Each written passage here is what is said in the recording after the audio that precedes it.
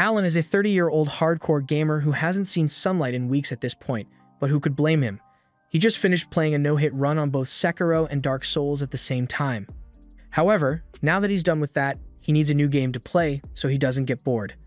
GTA 6 still isn't out yet, so he starts searching online for another game to play in the meantime, and that's when he comes across a game that never ends.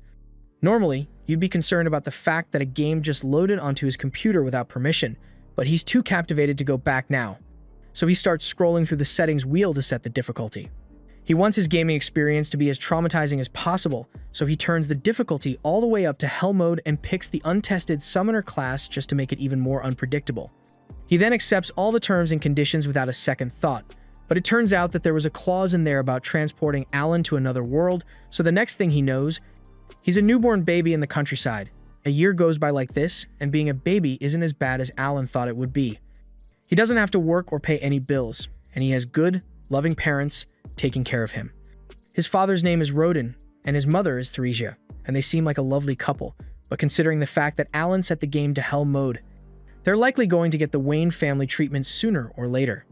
After Alan is put to bed for the night, he raises his arms and tries all the key phrases he knows in an attempt to open a status screen, because even though he's supposed to be a summoner, he has no idea how the whole summoning thing works. He decides to give it one last try before going to sleep, and this time, something really does appear. But it startles Alan so much that he screams, and his parents come running over to check on him as soon as they hear it, so he is forced to hide the book for now. After making sure Alan is okay, his parents leave his room, and as soon as they are gone, he pulls out his book again. He is so relieved that he finally gets to see his stats after a whole year of trying, and it's around what you would expect for a 1-year-old summoner. His summoning skills are all bottom tier, but the book says they will level up the more he uses them, so Alan decides to give it a try right now. From what he can tell, he's only allowed to summon H-ranked insects and beasts at his current level, but that seems ridiculously weak, so he isn't expecting much. Just then, the book flips to the message section, and Alan finds out that he received a letter from the god of creation of this world. The god basically apologizes for the delay in creating Alan's status book, but since the summoner class was still under development, it took him a whole year to sort through all the necessary paperwork for it. Alan doesn't really care about the apology, but if the god dev team had to rush to finish the summoner class, then there must be some bugs left in there for him to exploit, so he's eager to test it out. He wants to summon an insect first, but he soon realizes that he doesn't actually know how to activate his summoning ability.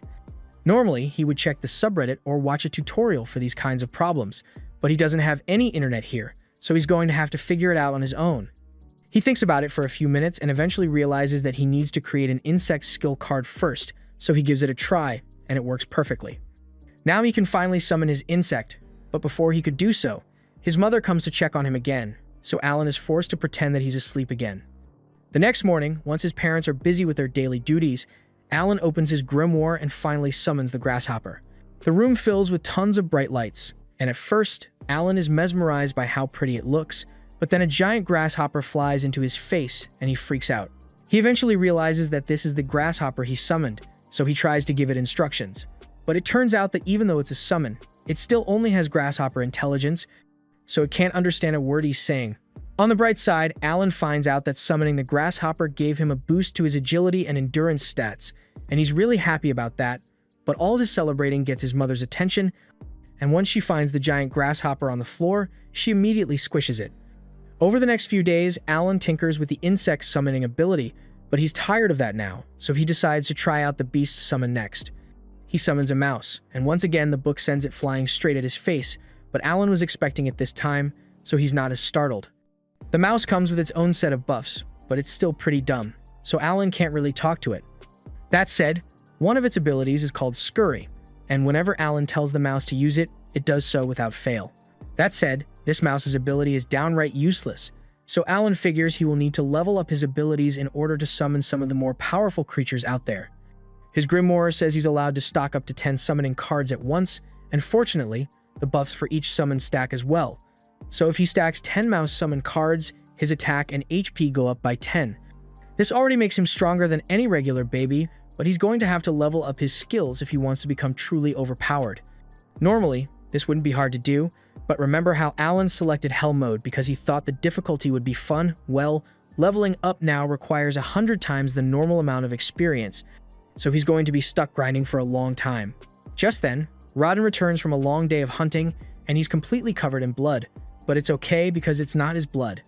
He explains that he just hunted a great boar with the other men from the village, and Alan seems really interested, so Rodden asks him if he would like to come see it. Alan excitedly agrees, so Rodden hoists him onto his neck and starts taking him towards the kill site. This is Alan's first time actually getting to see the outside world, so he's enjoying all the new sights, but it took a lot longer to get to the boar than he thought it would, so he ended up falling asleep in Rodden's arms. Once they arrive at the kill site, Rodden wakes Alan up to show him the boar, and Alan is stunned because this thing is absolutely massive, and I'm not even sure how Rodden managed to take it down in the first place. A few moments later, the villagers nearby notice that Rodden has come back, so they all start cheering for him because he is today's MVP. Alan asks if a great boar is really that strong, so Gerda explains that it is a C-ranked monster, and it usually takes at least 20 men to take one down, so they are pretty tough. This info is really useful to Alan because it gives him a solid benchmark on the strength gap between ranks, but before he can even think about summoning any high-ranked monster, Alan is going to have to start grinding XP to level up. 10 months of intense grinding later, Alan has finally risen to a level 2 summoner, and the bump comes with great perks like an all-around boost to his stats, as well as the ability to summon G-rank creatures and fuse them. But doing so requires a lot of MP, so Alan hurriedly eats his dinner to recover some mana and heads back to his room to try it out.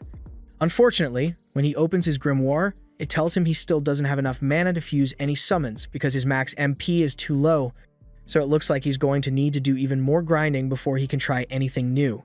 By the time Alan is 3 years old, he has finally raised his MP stats high enough to use his level 2 skill, and with the fusion section, he is able to create a G-rank bird which he names Chappie. Chappie's main skill is voice mimic, and it can basically copy any voice perfectly, making it perfect for distracting enemies. Alan was also able to summon a frog and a mole, and the frog's only ability is to jump up and down while flashing as a distraction, but the mole is a lot more active and can dig a giant hole in a matter of seconds. The G-rank monster skills are a lot more useful than the H-ranks, so Alan is finally starting to enjoy the gaming experience in this world, but it's still going to take a long time before he's strong enough to actually fight anything. And speaking of fighting, Gerda's daughter, Krina, comes looking for Alan because she wants to play with him. Krina's idea of playing is challenging him to a duel, and normally, this wouldn't be a problem, but she's way too strong for Alan to keep up with. He even went all out with his summoned buffs just to give himself a fighting chance, but he's still no match for her. By the end of the day, Alan and Krina return home, and apparently, while Alan has been grinding his XP this past year, Rodden and Theresia were getting busy because she's pregnant again. Since his mother can't do much physical labor anymore, Alan volunteers to help with the harvest to make things easier for Rodin. He is sure he can do it because with all his buffs, he pretty much has the strength and stamina of an adult now. But Theresia and Rodden don't think it would be fair to make their son work, so they tell him he should just stick to doing basic house chores and playing with Krina. Rodden reminds him that he will eventually grow up and have to get a job, so he should enjoy his time as a kid while he doesn't need to work. Alan is a little upset about being turned down at first, but then he remembers that farm work is unbelievably grueling work, and no father would want to force their 3-year-old to do that kind of work, so he agrees to let it go. Rodden is glad to see that Alan understands, but as they continue with dinner, Theresia recalls seeing Alan in the backyard throwing rocks at a tree a little while ago, so she asks him what that was all about. Alan says he was just practicing for self-defense in case a monster attacks their home, but in reality, he was trying to see if he can learn skills aside from summoning by repeating an action over and over, but he didn't have much luck with that. Rodden is impressed by Alan's work ethic and says he can't wait for his appraisal ceremony. Alan has never heard of the appraisal ceremony before, so he asks Rodden what it is, and he is informed that when you turn 5, you are appraised to find out what talents you may have. And if Alan is lucky enough to receive a powerful talent, he might become very rich and successful in the future. Winter rolls around, and Alan decides to summon a grasshopper out in the snow to see how long it can survive, and it lasts a whole day out here, so he's pretty satisfied. However, that satisfaction quickly fades away when Krina comes outside and starts asking him to fight her again. Unsurprisingly, Alan ends up getting his ass handed to him. But while he was busy with his duel against Krina, he completely forgot about the grasshopper he summoned, and it ends up crawling onto Theresia's leg, scaring her so much that she ends up falling over. And falling over while pregnant is a big deal. Rodin runs over to check on her, and she says she's fine, but she clearly isn't because that fall just sent her into labor, so the baby's coming today whether they like it or not. Rodin tells Krenna to go call her mother for help, and once she arrives, she helps Theresia through the delivery process. So by morning, the family has a brand new baby boy. Everyone is overjoyed, but Alan doesn't know how he should feel about this. He still isn't sure why a game reincarnated him into this world. But even though it was unexpected, he didn't have much going for him back in Japan, so he's not upset with how things turned out. That's why he has decided to focus solely on leveling up and protecting his new family, because they matter the most to him. By springtime, since Alan's appraisal ceremony is coming up, he asks his dad for some details on what it's like. His dad tells him that all kids have to do it once they turn 5, and if he happens to have an amazing skill, he has a decent chance of making it to the big leagues. But unfortunately, there's a lot of competition this year since a lot of the other kids are also turning 5, and that includes Krenna. They all head to the commoner's city so they can undergo the appraisal, but as they approach the church, Alan notices that a lot of the other commoners look really well groomed. Compared to them, he's pretty much wearing rags, and now that he thinks about it, he's been wearing rags since the day he was born, so his family's finances must be way below average for this world, but that doesn't really bother him. They all gather in front of the church, and as the priests come out, they hear a lot of people making fun of the brokies in the crowd, so they tell everyone that they had better be careful of what they say. Blessings are distributed equally to all, so even the poorest farmer could inherit a powerful skill. The priests tell everyone to come inside for the appraisal, and as they are walking towards an altar, Alan notices 3 statues and assumes those must be the gods that are worshipped in this world. One of which is Elmea, the god of creation, and now that Alan thinks about it, Elmea was the one who sent him that apology letter for the class development delay. The first up for appraisal is Palomas, the son of the village chieftain, and he is instructed to place his hand on the crystal ball over there to display his stats. Palomas does as instructed, and on the stone wall, it is revealed that he possesses the merchant class, news that his father is really happy to hear. Alan was kind of expecting more to happen, but this is basically the same thing his grimoire does, with the only difference being the fact that it uses letter rankings instead of numbers. As the appraisal continues, some kids receive strong talents, while some don't receive any at all, and a few hours later, the only ones left are Krenna and Alan. Krenna is up next, so she excitedly runs up to the ball and puts her hand over it, but it suddenly starts glowing with an intense blinding light. Her father is worried that something might have gone wrong with the appraisal, but it turns out that the priests simply can't believe what they are seeing. According to the appraisal, Krenna just received the Sword Lord class, one of the strongest in existence, and her dad is unbelievably happy about it, but she doesn't really understand what's so special about it. Alan isn't too surprised by the news since he's been getting his ass beat by her for years at this point, but next up is Alan's appraisal, so he is told to approach the altar. As he touches the ball, nothing happens for a few seconds, but all of a sudden, there's a large flash of light, and Alan is knocked back. Rodin rushes over to check on him, and after making sure Alan is alright, he walks over to the priest and asks what Alan's talent is since he doesn't know how to read. He's expecting something really good since the crystal reacted strongly, but to his shock, the priest informs him that Alan is completely talentless. Alan can't believe what he's hearing because he knows for a fact that he does have a talent, but when he checks the board, he realizes that all his stats are E rank across the board, and he blames Elmea for doing a shitty job coding the summoner class. Just then, Rodin hugs Alan from behind to comfort him since he doesn't want Alan to feel bad about being talentless. They head home together, and everyone treats him normally despite the revelation that he is classless, and Alan appreciates how much his family cares for him, but he knows he isn't really talentless. He can still use his grimoire just fine, so he assumes his E-rank stats must be because he is playing on Hell mode. All the other kids were the same age as him, and relatively equal in strength, so their rank must be a reflection of how much they will grow in the future as they level up. So since Alan requires 100 times the regular amount of XP to level up, his stats are all stuck at E rank, even if his actual attributes are pretty strong. Most people would get frustrated by this kind of setback, but Alan isn't some filthy casual who enjoys playing games for actual fun. He lives for the soul-crushing grind, but he can't help but worry that there's something wrong with his summoner class because at the bottom of his appraisal, he saw a confusing error code pop up, so he's going to be sending a lot of complaints to the devs about it.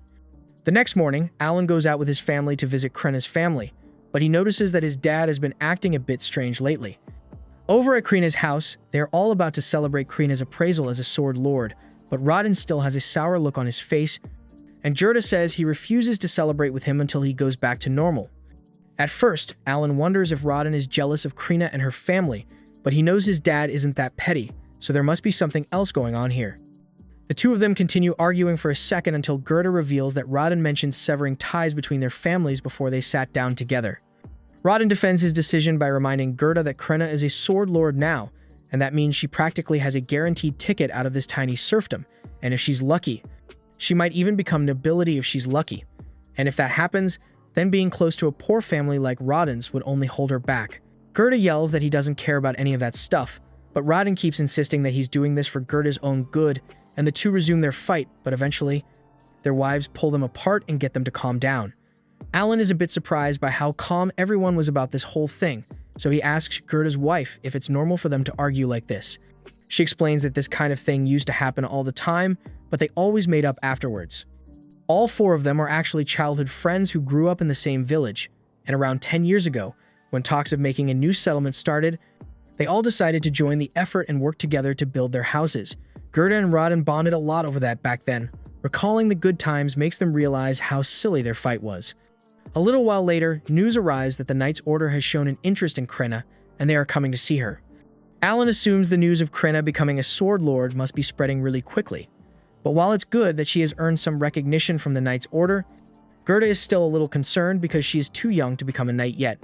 Just then, one of the kids who got a good talent at the appraisal ceremony confronts Alan and tells him that as a talentless loser, he has no place here. Alan doesn't really care about being insulted, since he's still got his summoner power, but Krina won't stand for anyone picking on her best friend, so she tells the kid to back off and nearly chops off his finger before Gerda pulls her back. Just then, the chief announces that the Knight's Order has finally arrived, and everyone is thrilled since they rarely get to see the knights in person. The chief calls for Gerda and Krenna to come introduce themselves to the knight captain. Krenna is unbelievably excited because she has always wanted to become a knight, so getting to meet the knight captain must be a dream come true for her. Alan wonders if the knights are going to take Krenna to the capital to train her. But before the knight captain could say anything, Gerda speaks up and says he can't let Krenna go because she's still too young. The captain says that age doesn't matter because if she's a sword lord, then her skills would be more than enough to get her through the training, so there should be no problem. Unless, of course, they were lying about Krina being a sword saint just to trick the Knight's Order. Gerda assures the captain that he isn't lying, but it's already too late because the captain has decided to put Krina to the test.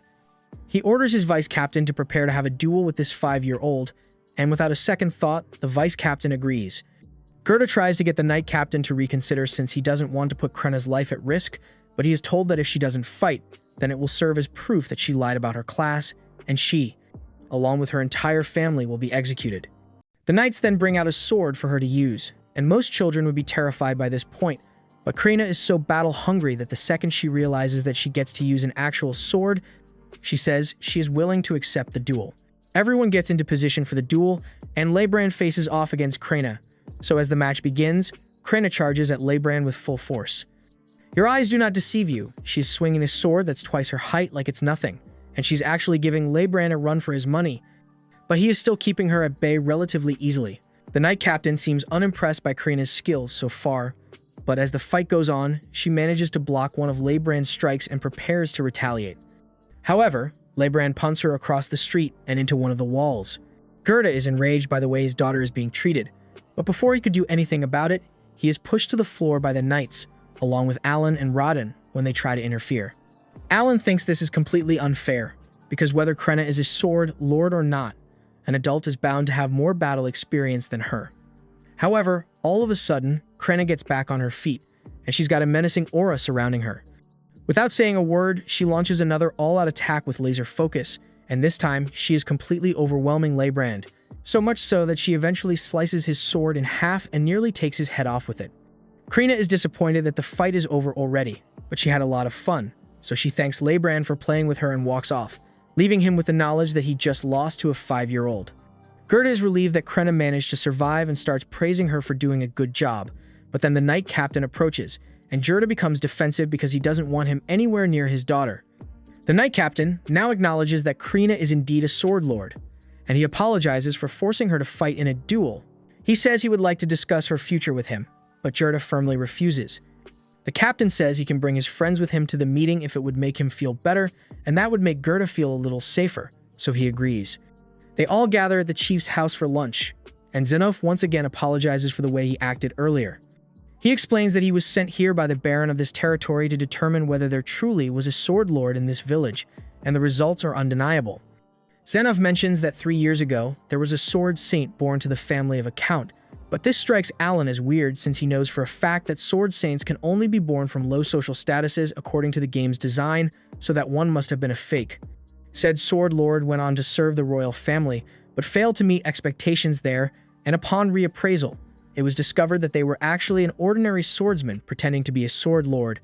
It was also later discovered that several nobles were greatly exaggerating their abilities, so the kingdom had to establish a zero-tolerance policy for falsified talent results. That said, he is still truly sorry for putting Krenna through such a harsh trial. He tells Gerda that he doesn't need to worry about them taking Krenna away from him because they won't do that. They want her to continue her training at home, and when she turns 12, if she wants, she can attend the academy to become a knight. 2 years of training later, Alan finally unlocks level 3 of his grimoire, and he is really excited about it. The level up grants him the enhanced skill, which means he can strengthen his summons now, and he can also hold 30 F-rank ones at once now, so the buffs he can stack are going to be amazing. He plans to experiment with it later, but for now, he's got to head back inside for dinner. As for updates on Alan's family, his little brother is turning 2, and his mom is pregnant again, so he's getting another little brother or sister. His parents start thinking of a name for the new kid, and at that moment, Alan happens to receive a message from the god of creation, Elmia, so he unconsciously says his name out loud. His parents misunderstand and assume Alan is suggesting they should name the baby after the god of creation, which is a big no-no in this world, and Alan can't really explain why he said it. So he quickly changes the subject and mentions how Gerda's scars seem to have completely vanished recently. Gerda explains that it's because he passed the trial of the gods earlier today while fighting a boar, but Alan has never heard of such a thing before, so he asks what it means, and Gerda explains that every once in a while, after a battle, you feel your body being refreshed and all your wounds being healed, and Alan assumes it must be the effects of leveling up in this world. Gerda is a strong warrior, so he must level up quite often, but as for Alan, even though his grimoire is level 3, his body is still only level 1 because he hasn't fought any monsters yet, and if he wants to grow stronger, then he's going to have to engage in battle. However, that's easier said than done, because he isn't allowed to leave the village without permission. The only exception to that rule would be hunting expeditions, but the second Alan tries to bring up the idea of joining the next hunt, his father turns him down because he doesn't want Alan putting himself in danger. That night, once everyone else is asleep, Alan opens his grimoire to read the message he got from Elmia, and he already has a good idea of what it's about since he left a strongly worded complaint after the appraisal ceremony.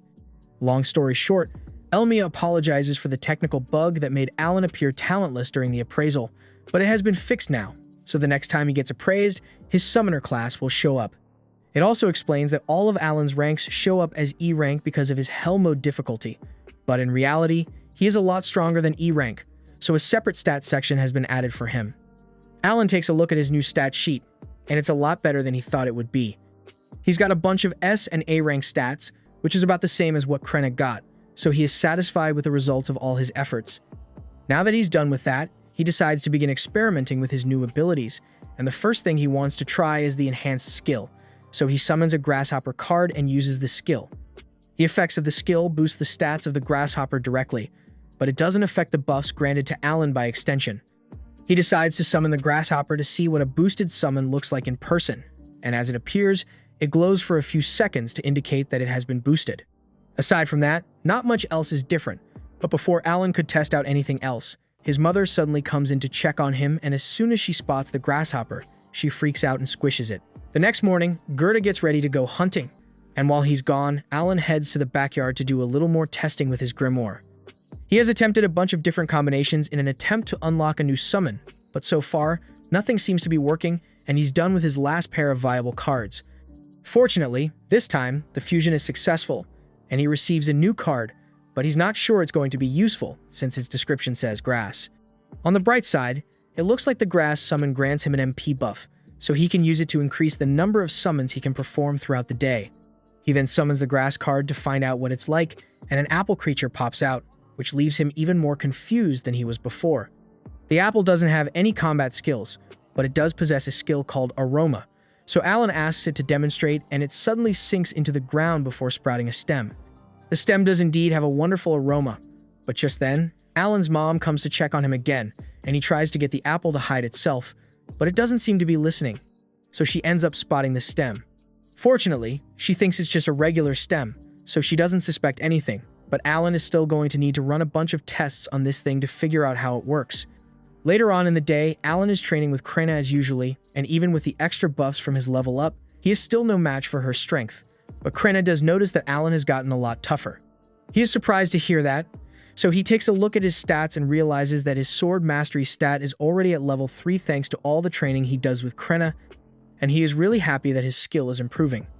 Now that he thinks about it, he also recently got a dog summon that has a bite attack, and he would love to try it out, but he doesn't think it would be fair to use it on Krena.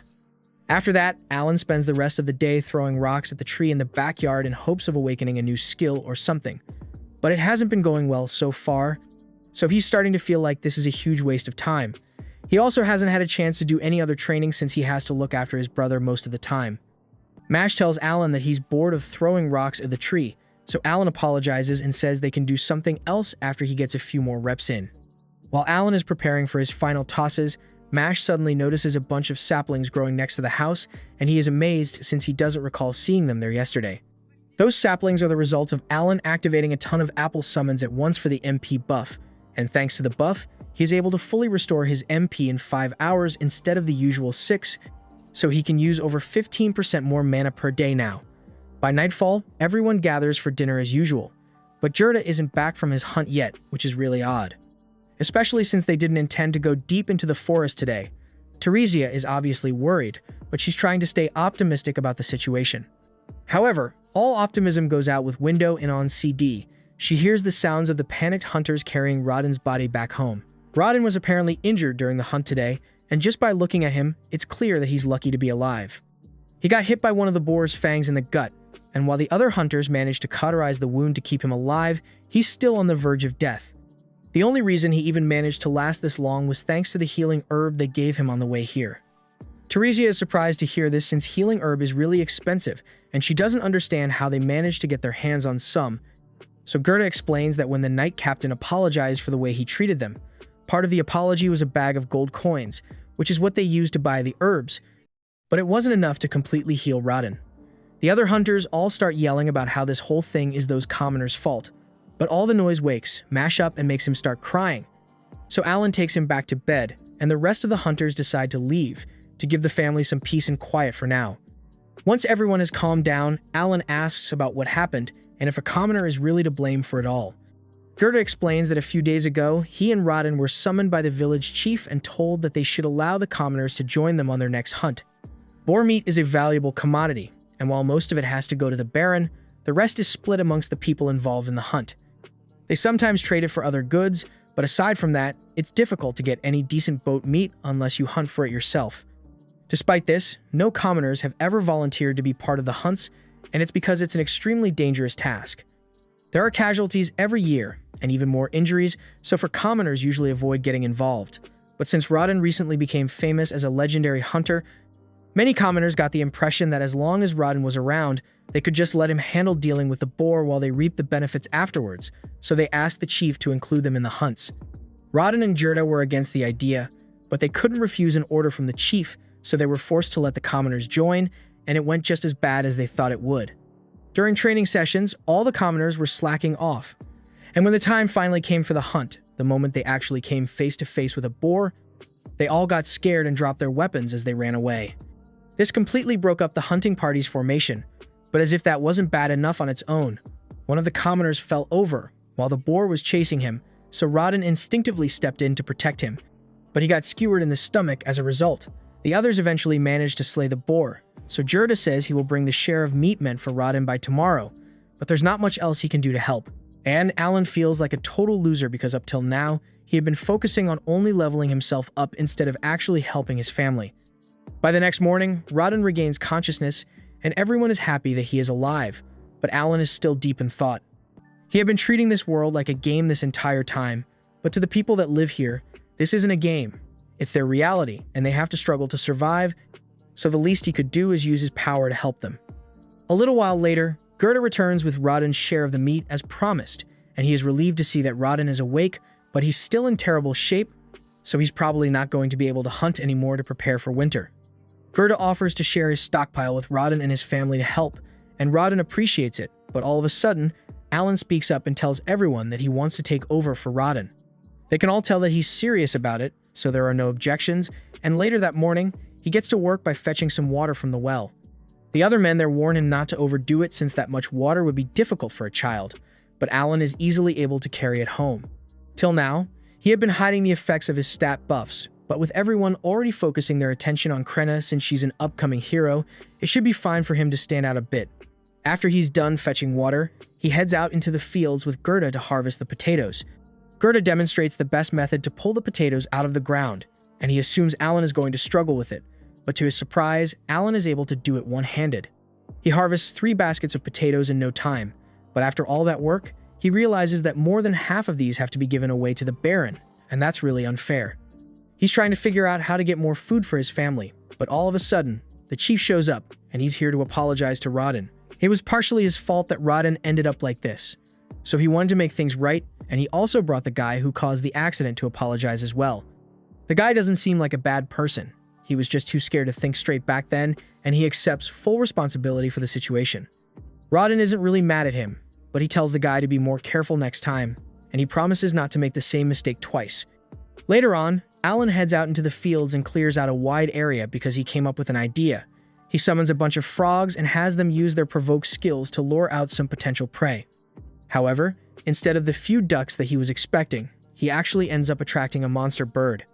At first, he thinks it's best to run away while he still can, but then he realizes that it would really help his family if he defeated the bird. Plus, he's got a bunch of stats boosts, so he thinks he should be strong enough to handle it and ends up deciding to attack.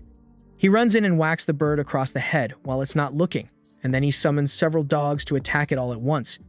The dogs are doing a fair bit of damage, but unfortunately, the bird is too strong for them, so it takes them out, one after the other. It then goes after Alan, and since his summons have all been defeated, he has lost the majority of his buffs as well, so he is in serious danger here. He needs to act quickly if he doesn't want to end up as bird food, so when he gets the chance, he summons 2 leeches that start sucking on the bird's neck.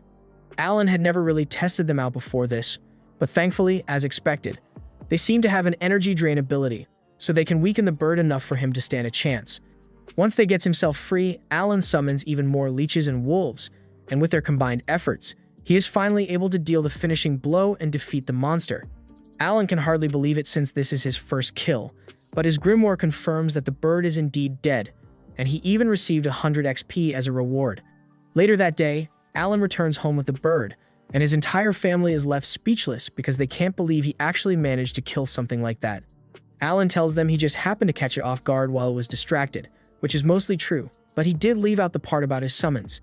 Gerda starts inspecting the bird's corpse because he is wondering how Alan managed to beat it with just a wooden sword and some rocks, but then he notices some bite marks on the bird and asks Alan about them.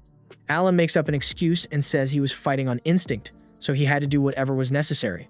And Gerda begins picturing Alan biting down on the bird for dear life. But regardless of how he pulled it off, it's still an impressive feat, so he congratulates him on a job well done. He even offers to help Alan bleed and dry the meat, since this is his first time. So they head over to the rack together. The Aldebaran weighs around 60 kilograms, but once it has been bled dry, it drops to around 20 kilos, and only around half of the bird's meat is actually edible.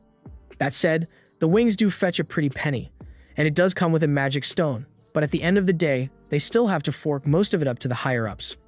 Alan thinks the whole 60% tax on all food thing is really unfair, and Gerda agrees with him, but there's nothing they can do about it. At least that would normally be the case, but since Alan's situation is a bit unique, they might be able to negotiate the chief into letting them keep more than usual. A little while later, both Alan and Gerda head to the chief's office to tell him about the bird Alan caught, and the chief is very pleased. But then Gerda suggests that Alan should only hand over the wings as tax and keep the rest for himself. This catches the chief off guard, and he tries to explain that they can't do that because the Baron has requested more food than usual this year.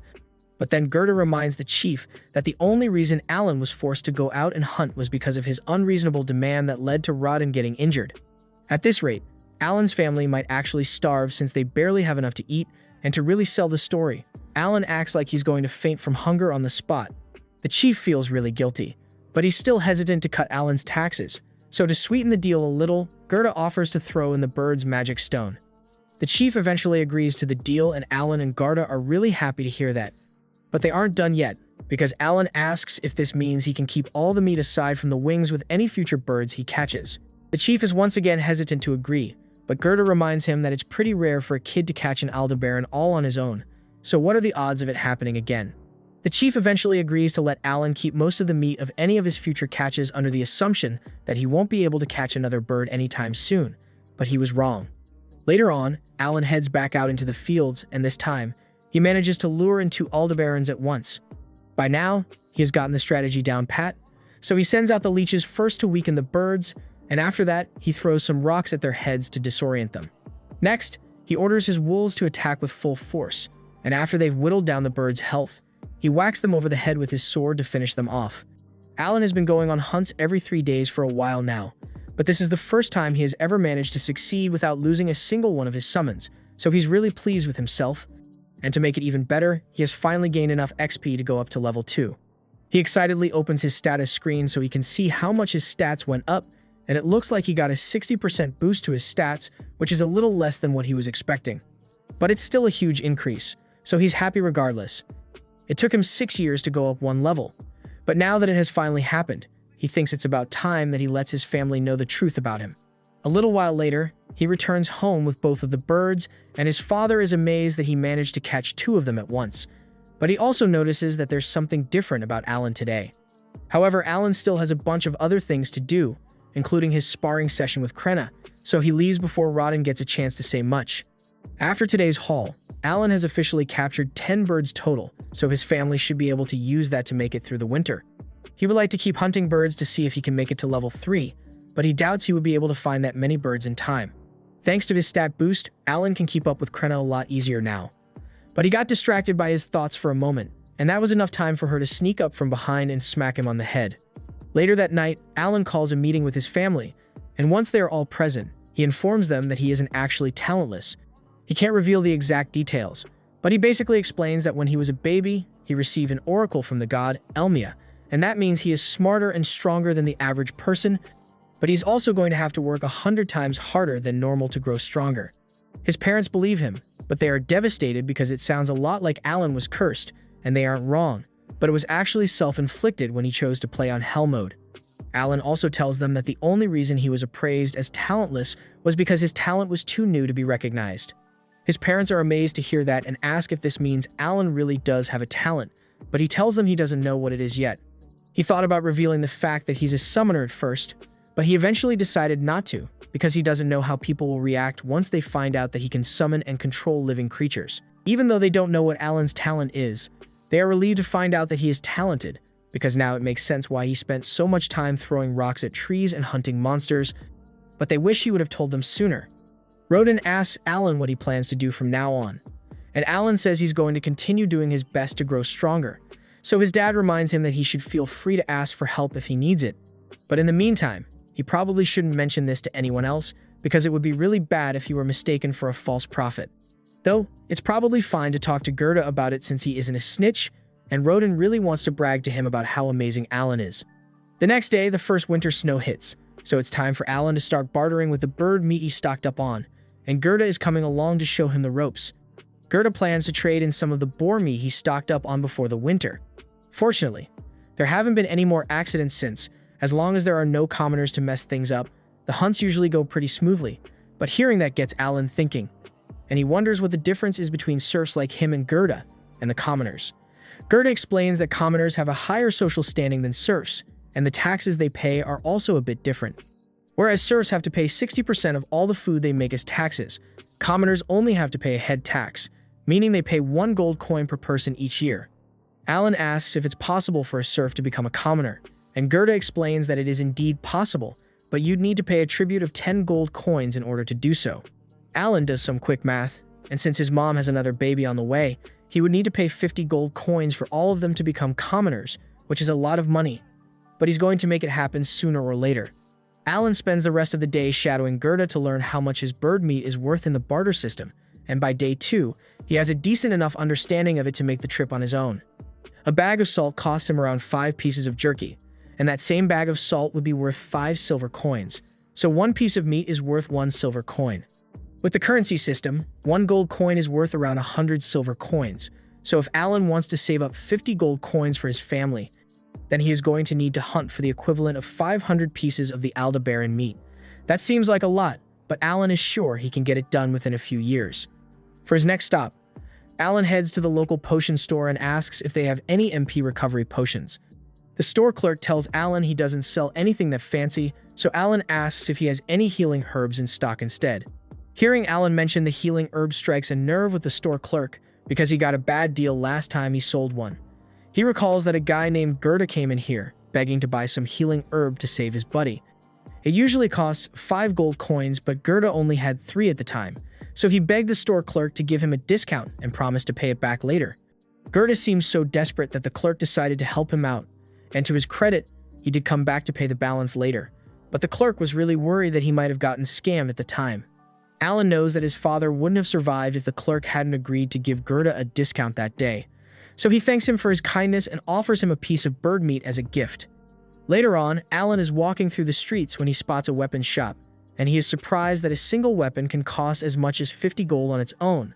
But while he's minding his own business, all of a sudden, Dagora comes out of nowhere and picks a fight with him. He tries to assert dominance and convince Alan to become his minion, but Alan isn't going to let that kind of disrespect slide, so he sets his baggage down and pulls out his wooden sword before pointing it at Dagora. Now, he could beat Dogora's ass right now and be done with it, but he wants this to be a fair ass whooping, so he tells Dogora to go get himself a weapon.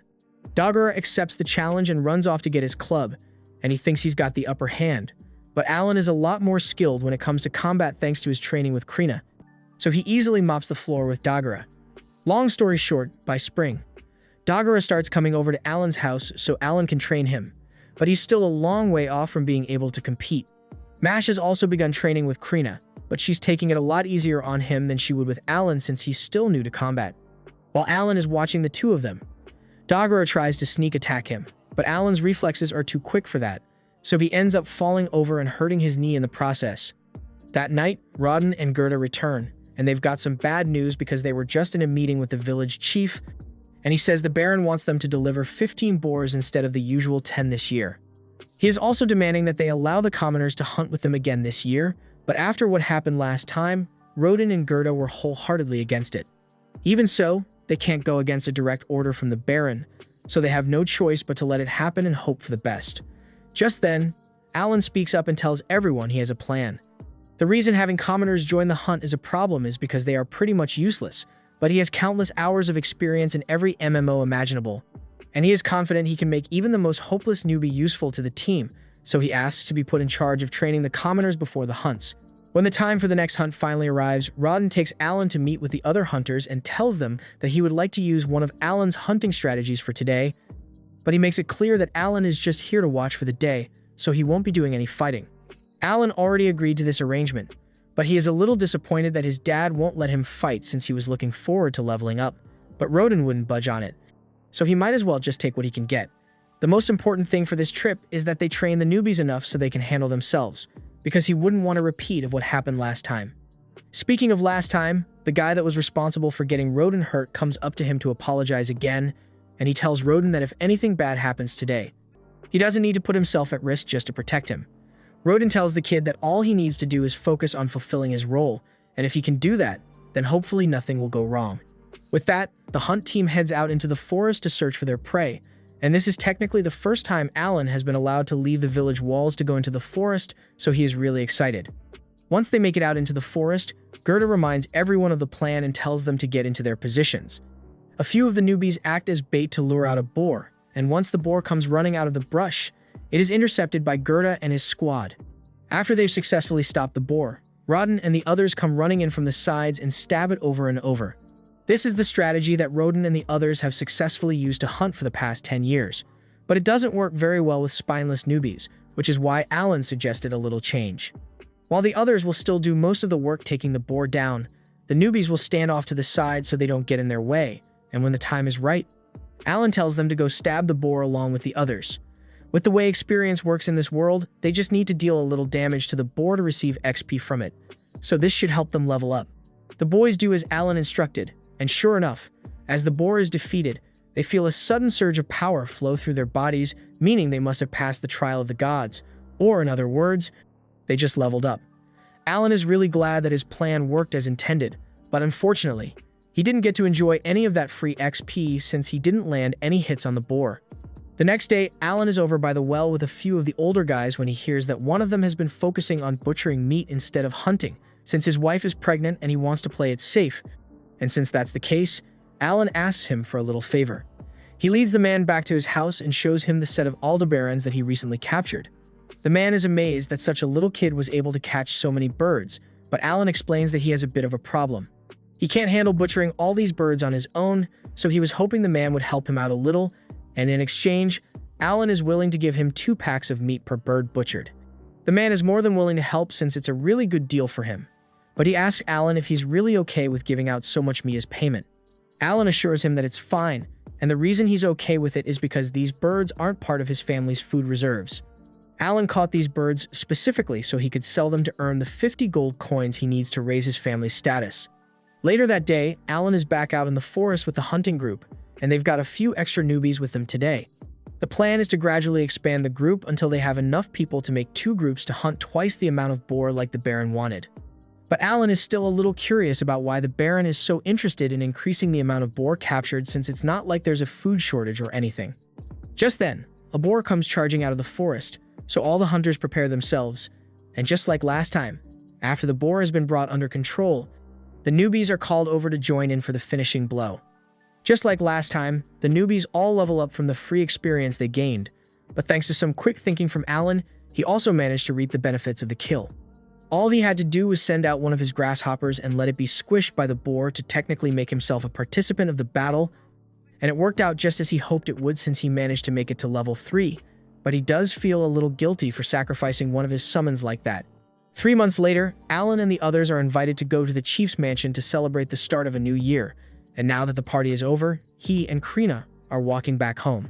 Krina is really happy since they got a lot of free candy, but Alan assumes that was just a reward for meeting the 15 boar quota. They eventually return home and meet up with their families, as they are about to throw a New Year's celebration of their own, and as they all dig in, Rodin begins praising Alan for his genius idea to safely integrate the newbies into the hunting parties, and thanks to that, they should have no trouble meeting the 20 boar quota next year. As they continue to talk, Gerda happens to notice a bottle behind Alan, so he asks what it is, and Alan explains that he received a bottle of liquor from the chief as a gift earlier. Gerda and Rodin are really excited to hear this because they've been looking forward to getting to drink, but Alan reminds them that the liquor was personally given to him, so they can't have it unless he says so. This is all part of his plan to get them to let him fight during the hunts, so he says he will only let them have it if they can beat him in a game. Rodin and Gerda are really desperate for that liquor, so they agree to Alan's terms and ask what game he wants to play, to which Alan answers that he wants to arm wrestle. Gerda and Rodin are fine with that, but before the game begins, Alan asks them what they are going to give him if he wins because he needs some kind of reward for his effort. Rodin can tell that Alan already has something in mind, so he asks him to just tell them what it is, and that's when Alan explains that he just wants them to let him fight in future hunts. Rodin doesn't like the idea, but he sees no harm in playing along since he's sure he's going to win anyway, so he and Gerda get ready to arm wrestle with Alan. First up is Gerda, and he seems pretty confident that he won't lose a contest of strength against a 7-year-old, but unfortunately for him, Alan has stocked up on every strength buff available with his summons, so as the match begins, Alan matches Gerda's strength and eventually manages to overpower him. Gerda can't believe he lost, but Rodin kind of expected as much considering all the amazing things Alan has been doing lately, but he is still confident that Alan won't be able to beat him like he did with Gerda, so after a short break, Rodin locks arms with Alan.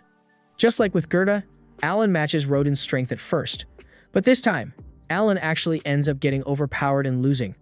He assumes Gerda must have strength somewhere around D rank, which means Rodin's must be around C rank, so it makes sense he couldn't win. As promised, he hands over the liquor, but he swears he will get strong enough to beat Rodin someday. Later that year, Alan finally manages to level up his summoning skills again, and now he's got access to a bunch of E-rank summons. He's still going to need to do some experimenting to figure out what kind of summons he's got now, but he has more than enough MP to spare for a few tests. The level of buffs provided by E-rank summons is bound to be stronger than that of the F-rank ones, so Alan is certain he would be able to beat Rodin in arm wrestling now. But before he could run off to go challenge his dad, he notices an extra feature in his grimoire, and it says, Storage. Alan taps the icon and his grimoire opens to a page with a black square on it, so he assumes this must be the storage skill in question. He decides to test it out by throwing a rock inside to see how deep it is, but after the rock goes in, he doesn't hear it hit the bottom. He reaches his hand in to see if he can feel the inside of the storage space, and as he does so, he gets a mental image of the rock he threw in earlier. He decides to try throwing even more things inside, and basically, as long as it can fit through the opening in the book, there is no limit to how much the space can store. But this seems a little too broken to be a random skill he unlocked, so he has a lot of questions. After all, something like infinite storage is a top-tier skill, so he really doubts the devs would go handing it out without a reason. Most of the time, whenever you receive a useful-looking item or skill, it is usually because you're going to need to use it in the near future. So Alan needs to figure out what the intended use is supposed to be. That aside, he also wants to try out his new E-rank summons, so he tries calling one out, but nothing happens.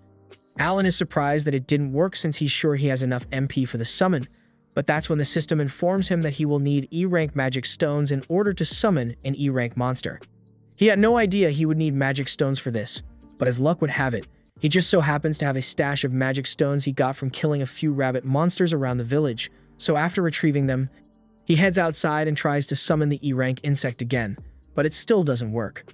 This is when he recalls the storage space and decides to try throwing the magic stones in there to activate the summon, and that seems to do the trick. So Alan is able to summon a beautiful butterfly, although it's a lot bigger than he thought it would be. Just then, Alan's mother comes over to check on him, and considering how squeamish she gets around bugs, Alan doesn't want to risk finding out what will happen if she spots a giant butterfly, so he hides behind his back while making up an excuse to keep her from getting suspicious. He then decides to head out into the fields to try out his next summon, and it's a good thing he did because the summon turned out to be a saber-toothed tiger, and it's really scary in person. He then tries to fuse the butterfly and the tiger to see what he will get, but nothing really happens. He then tries throwing a few more magic stones into storage, and that seemed to do the trick, but he's going to need a lot more magic stones if he wants to try more summons. Later that night, while having dinner, he asks his dad if there are any more rabbit monsters in the village, but Rodden tells him all the rabbits are gone. They dug a ditch around the village a few years back to get rid of most of them since they are pretty dangerous to have around kids, but if all the rabbits are really gone, then Alan is going to need to find another way to gather magic stones. The next day, during training, he decides to ask Palomas about magic stones, and he is informed that they are mostly used to power magic items, but the E-rank ones are seen as practically useless, so it's pretty common to just find them scattered across the ground. Alan hadn't even considered the possibility that he could find the magic stones on the ground, but now that he does know, he's got a lot of scavenging to do. A little while later, Alan has managed to gather enough magic stones to unlock all his new summons, and he can already imagine how powerful he will become if he keeps progressing. Because his summon ability allows him to fill out all the roles of an average party all on his own, so with countless beasts at his disposal, he will be unstoppable. A little while later, the chief invites Rodden, Gerda, and Alan to dinner and informs them that the Baron apparently intends to pay the village a visit next month. He says he wants to watch the boar hunting, which annoys Gerda a lot because the Baron has already put them through enough stress with his boar quota increases. Rodden says he has no problem with the Baron watching the hunts, but he doesn't understand why Alan was called to deliver such news, and that's when the chief reveals that he was actually hoping Alan would act as the tour guide for the Baron while he's in town. Alan personally doesn't like the idea of having to entertain the Baron, but at the rate he's going, it will take him close to 10 years to hunt enough birds to grant his family commoner status, and that's way too long. However, if he manages to impress the Baron enough, he might be able to earn a promotion from him, so he decides to do it. A month later, Baron Granville arrives in the village along with his daughter, Cecil, and Knight Captain Zenov, and they are brought back to the chief's house for lunch. First of all, Granville apologizes for making such an unreasonable request with the boar meat last year, but he simply couldn't refuse a direct order from the king. The chief is shocked to hear that the boar quota increase came from the king himself, but Granville clarifies that the real culprit behind it was Viscount Carnal, because he intentionally called attention to the boar meat in front of the king to goad him into making the order. A little while later, the food is served, and both Granville and Cecil are amazed by how delicious the meat is, so Granville asks the chief what the dish is called, but the chief has no idea how to respond, so Alan cuts in and explains that the meat is from a bird he hunted and prepared yesterday, specifically, so the Baron would have the freshest ingredients for his meal. Granville is impressed by how well-mannered Alan is, so he asks if he is the chief's son, but Zenov remembers meeting him last time he was in the village and recognizes him as the son of Rodden, the renowned boar slayer. The Baron is impressed by Alan's manners and asks if he happens to come from a family of former knights, but the chief explains that Alan and his family are just serfs. As soon as Cecil hears this, she becomes outraged that the chief would let a filthy serf set foot in the guest hall, but her father scolds her and tells her serfs are valued members of the fiefdom, so she can't go around treating them like trash. Cecil apologizes for what she said, but now she's mad at Alan for some reason, and he can already tell that she's going to be a pain in his ass later. Fortunately, unlike his daughter, the Baron seems like a reasonable person, so when Alan explains that he's going to be in charge of showing them around during tomorrow's hunt, he thanks him for volunteering and says he looks forward to it. Zenov mentions that if the 20 boar quota proves too difficult for them to manage, he can have his knight take over the hunts, and Granvelle thinks that's a good idea since he doesn't want to overburden them. But Alan interjects and tells them that won't be necessary, because they are more than capable of meeting the quota on their own. The following morning, the Baron's carriage has been prepared, and he is entrusting Zenov with protecting Cecil should anything go wrong during the expedition. Before long, they set out into the forest, and upon arrival, Alan shows them to a tower prepared in advance so they can watch the boar hunt from a safe distance. Alan leads them all into the tower's perch, and Cecil really seems to be enjoying the view because she has never seen so many trees before.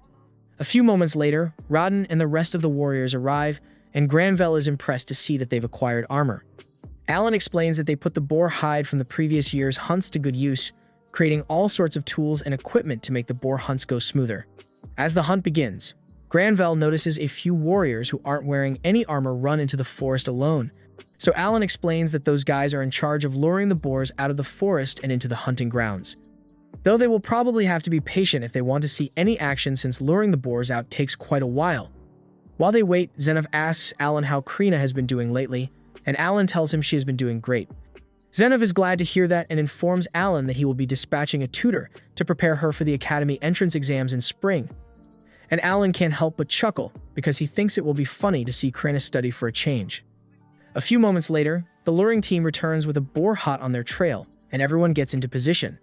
Using a couple boar hide shields they made, they box the boar in, and Alan explains that the shields are made from the hardest part of the boar's hide to make it penetration-proof. After locking the boar in place, the strike team moves in and begins stabbing it from the side while the long spear team, comprised of the most inexperienced members of the group, also join in to aid the attack. But Cecil wasn't prepared for how gory a boar hunt really is, so she's starting to feel sick at the sight of all the blood. Rodin then finishes the boar off with a blow to the neck, and it's so gruesome that it causes Cecil to pass out on the spot. Everyone begins to celebrate once the boar is dead, and both Granvelle and Zenov are greatly important the fighting prowess of these warriors. However, a moment later, another loud roar is heard from the forest as two boars come charging at the group, and Zenov thinks this is really bad, so he orders his knights to be ready to jump in if necessary. But Alan tells him that the knights' assistance won't be needed here because the hunting squad is perfectly capable of handling two boars at once. Rodin orders the team to split into two groups to handle the boars separately, and Alan thinks to himself that a few years ago, it would have been impossible for them to handle a situation like this. The main reason is because they always had to give away 60% of their hunt as taxes, so instead of making any equipment with the materials gotten from the boars, they were forced to trade everything away to get by. However, with efficient hunting strategy, they've managed to gain more leeway when it comes to their allocation of materials, and with the improved equipment, they are more than capable of handling two at once. Within a few minutes, the remaining boars are dealt with, and Cecil regains consciousness just in time to see the blood geyser from one of the boars, which promptly knocks her out again. Granvelle is impressed that they managed to take down 3 boars in just one day because that means they only have to hunt 17 more to fill the quota. But Alan corrects him and explains that they only actually need 10 more, because before Granvelle decided to pay them a visit, they had already captured 7 other boars. The Baron is glad to hear that because it means the quota won't be as much of a burden on the village as he had thought, and while the Baron is in a good mood, Alan tells him he has a few requests to make. He says he would like permission to create a few more shields out of the boar hide to help with future hunts, and the Baron has no objections to that. But Alan's second request is to ask for permission to trade for liquor outside the village. Once again, the Baron isn't necessarily opposed to the idea, but he wonders why Alan is asking for liquor specifically. Alan explains that since filling the quota has required them to hunt for more meat than they otherwise would, there have been concerns that the influx of extra meat would cause a crash in the overall value of the meat locally, which is why he wants permission to trade a good portion of it for alcohol to boost morale. Granvelle sees no reason to object, So he agrees to the requests and tells Alan that he has done a wonderful job as a guide today. As they are preparing to leave for the day, Cecil, who had been quiet for most of the hunt, yells at Alan and tells him not to get full of himself just because her father praised him a little. But as she says this, she nearly falls off her horse, which completely ruins the intimidating act she was trying to put on. A little while later, Alan, Rodden, and Gerda are all called over to Granville's mansion, and Granville tells them that he was so impressed with their performance the other day that he wants to give them a reward.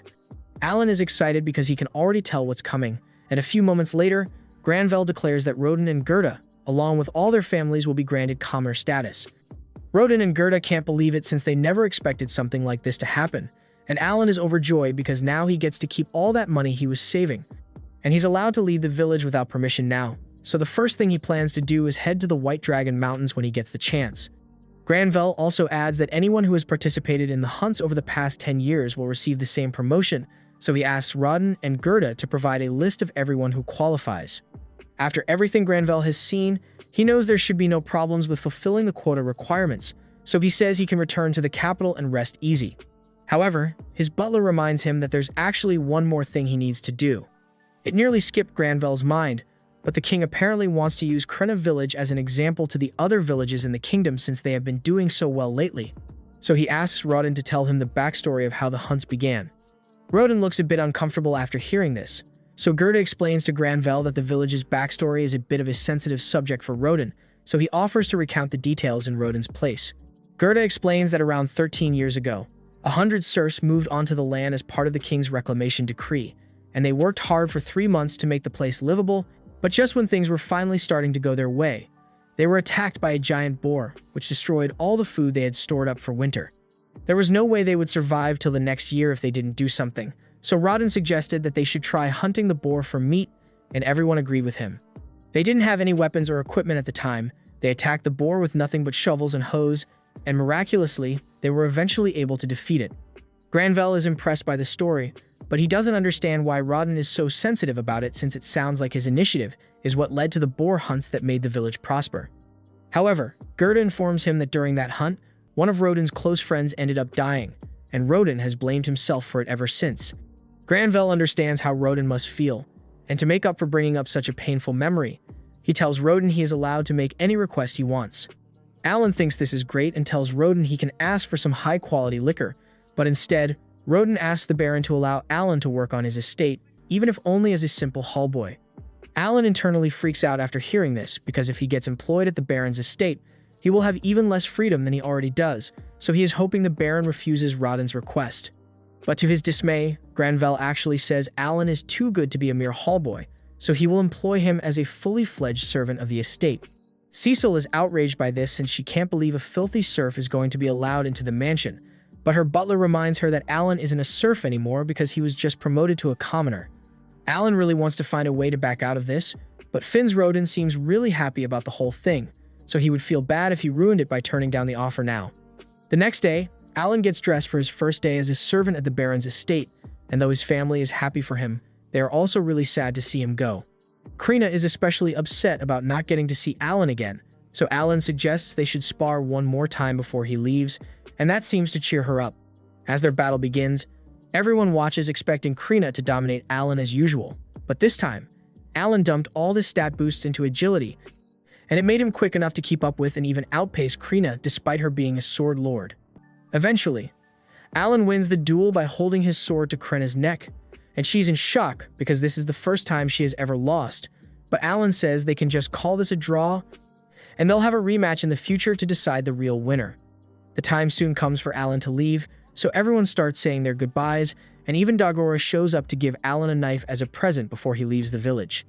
After that, Alan's parents both walk Alan to the village gate, and along the way, Rodden tells Alan that being a servant is only the first step for him, and if he works hard, he will definitely move up in life.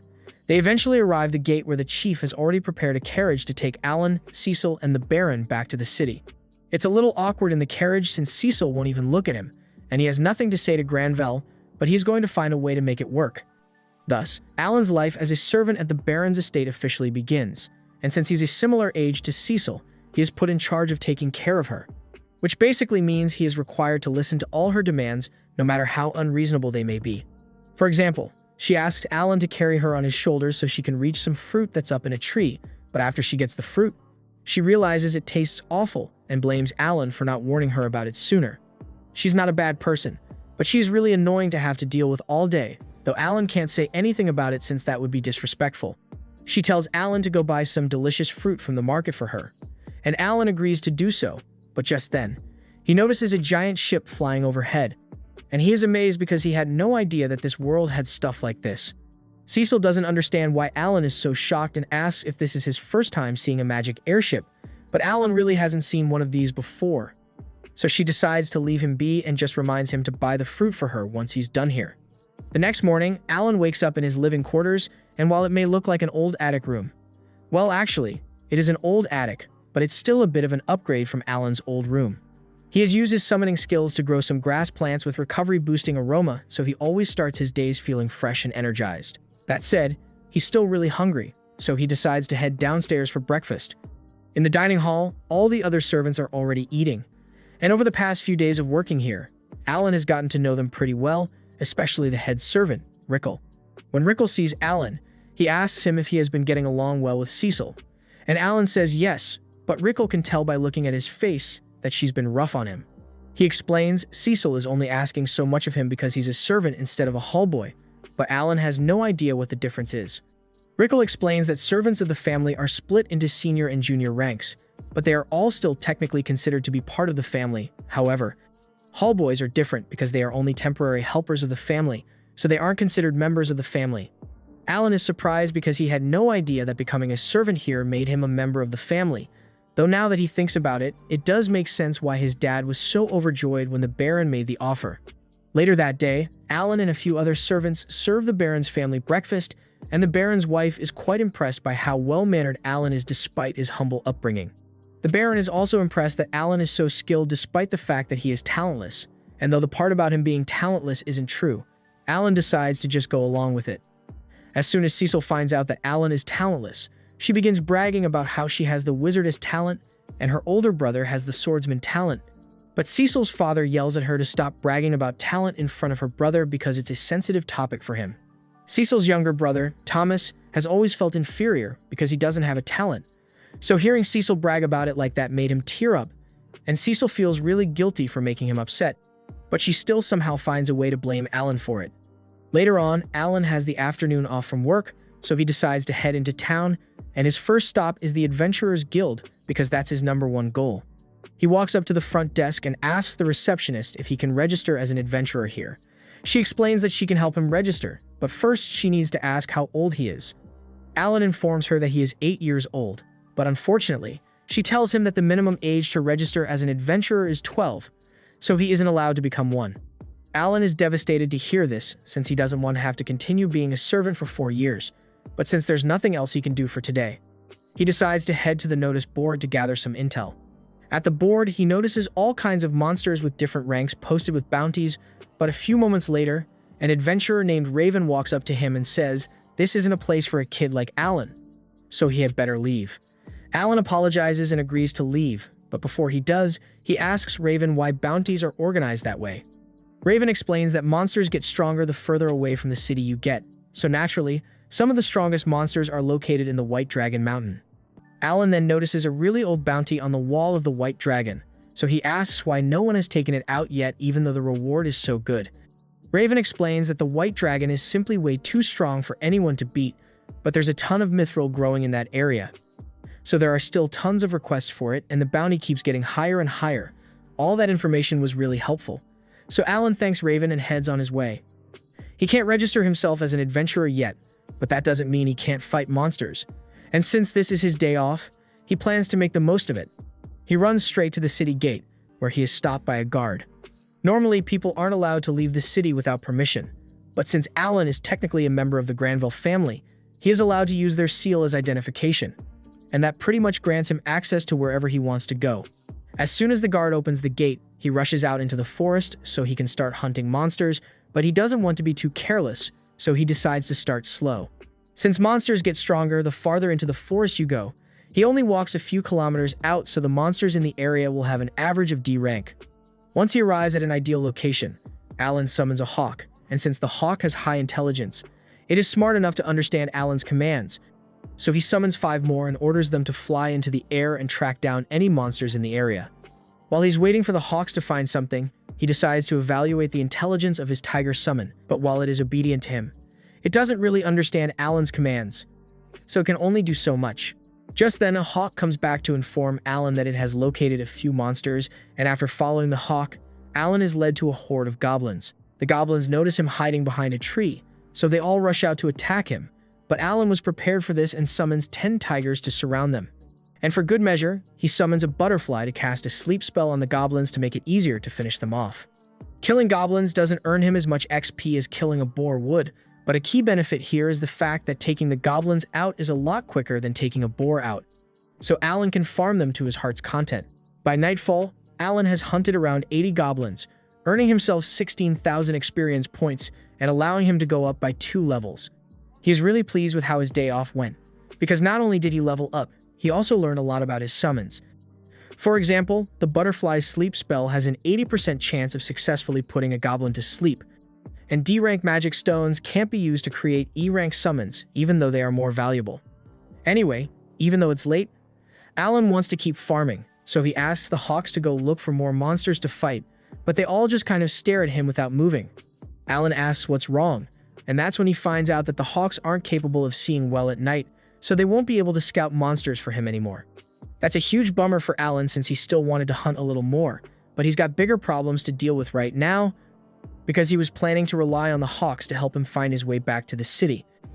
And if they can't see anything in the dark, then that means he is pretty much lost in the woods, but he can't spend the night out here, so he is forced to stumble through the dark until he eventually makes it back home.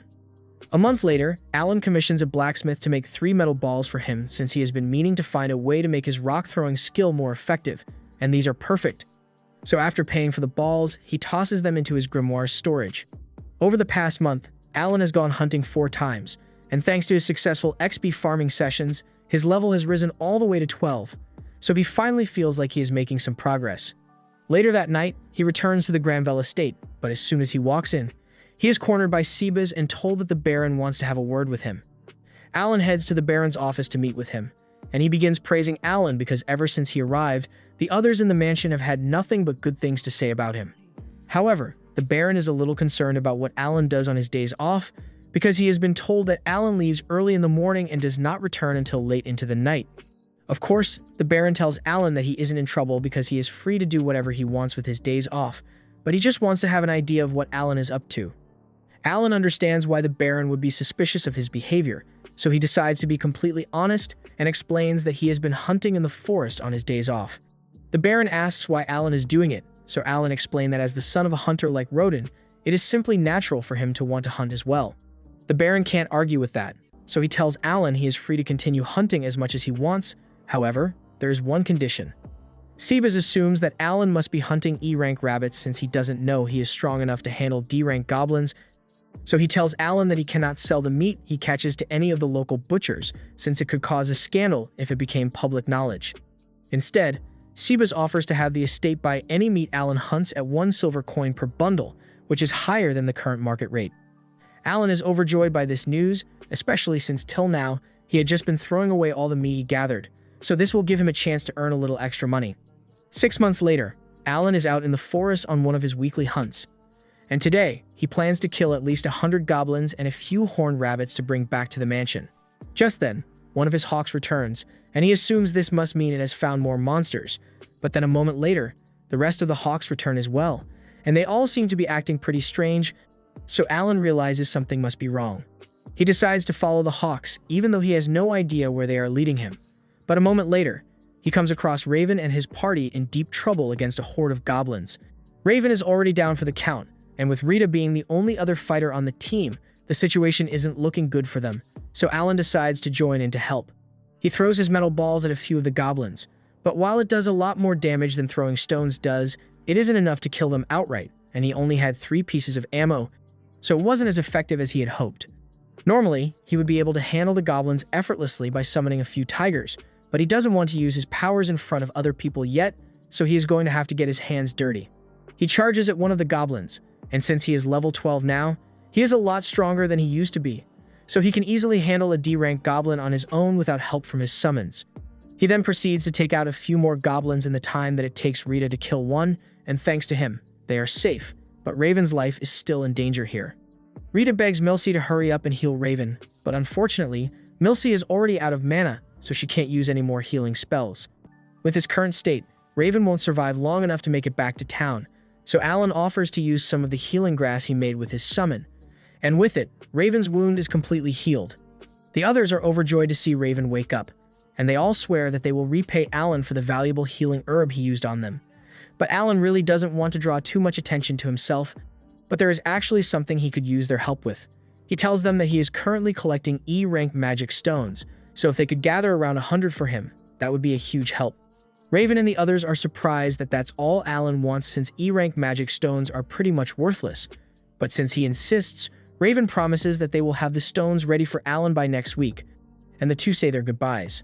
A few days later, Alan is back on the job as Cecil's servant, and she is currently having him give her a boost so she can reach a jar of jam.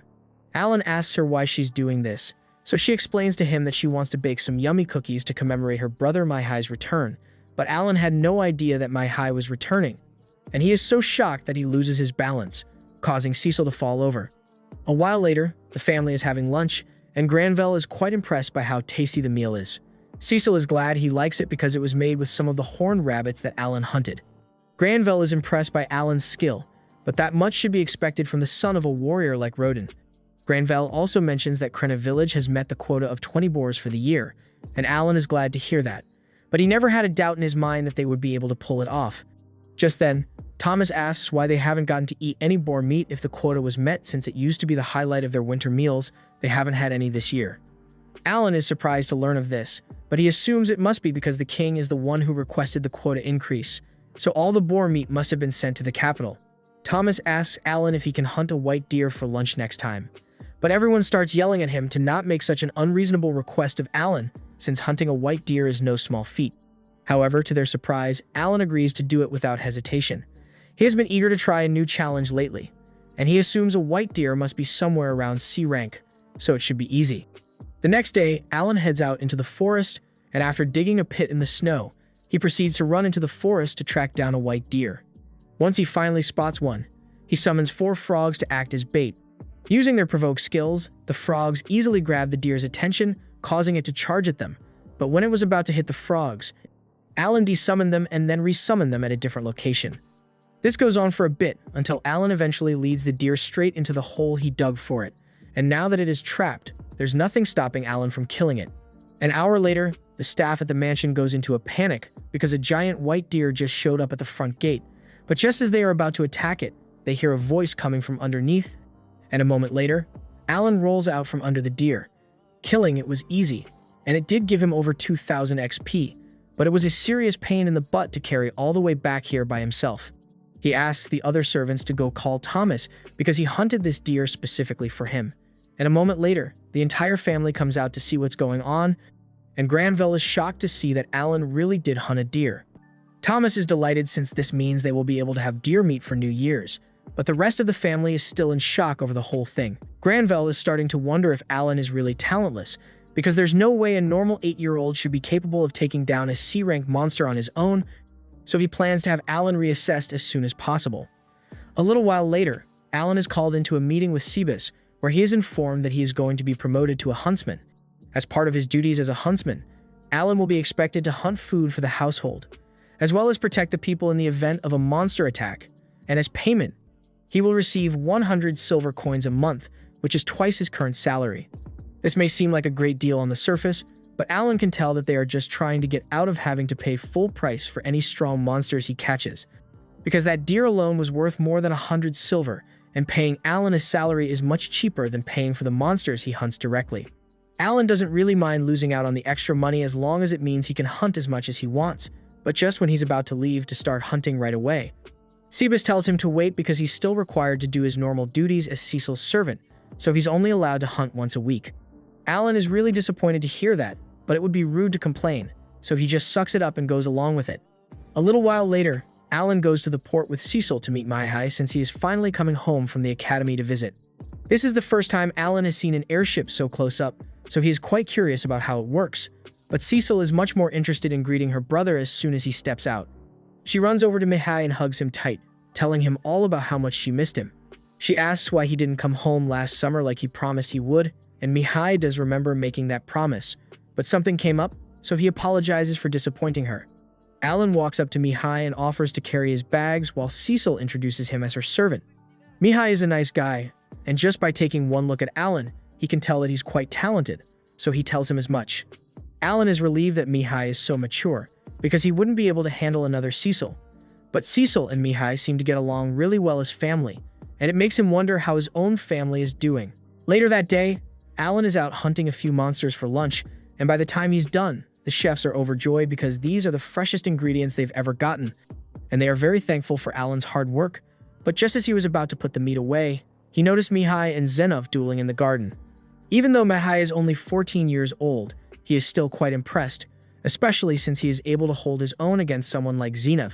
But the strength gap is still too wide, so Mihai ultimately ends up losing.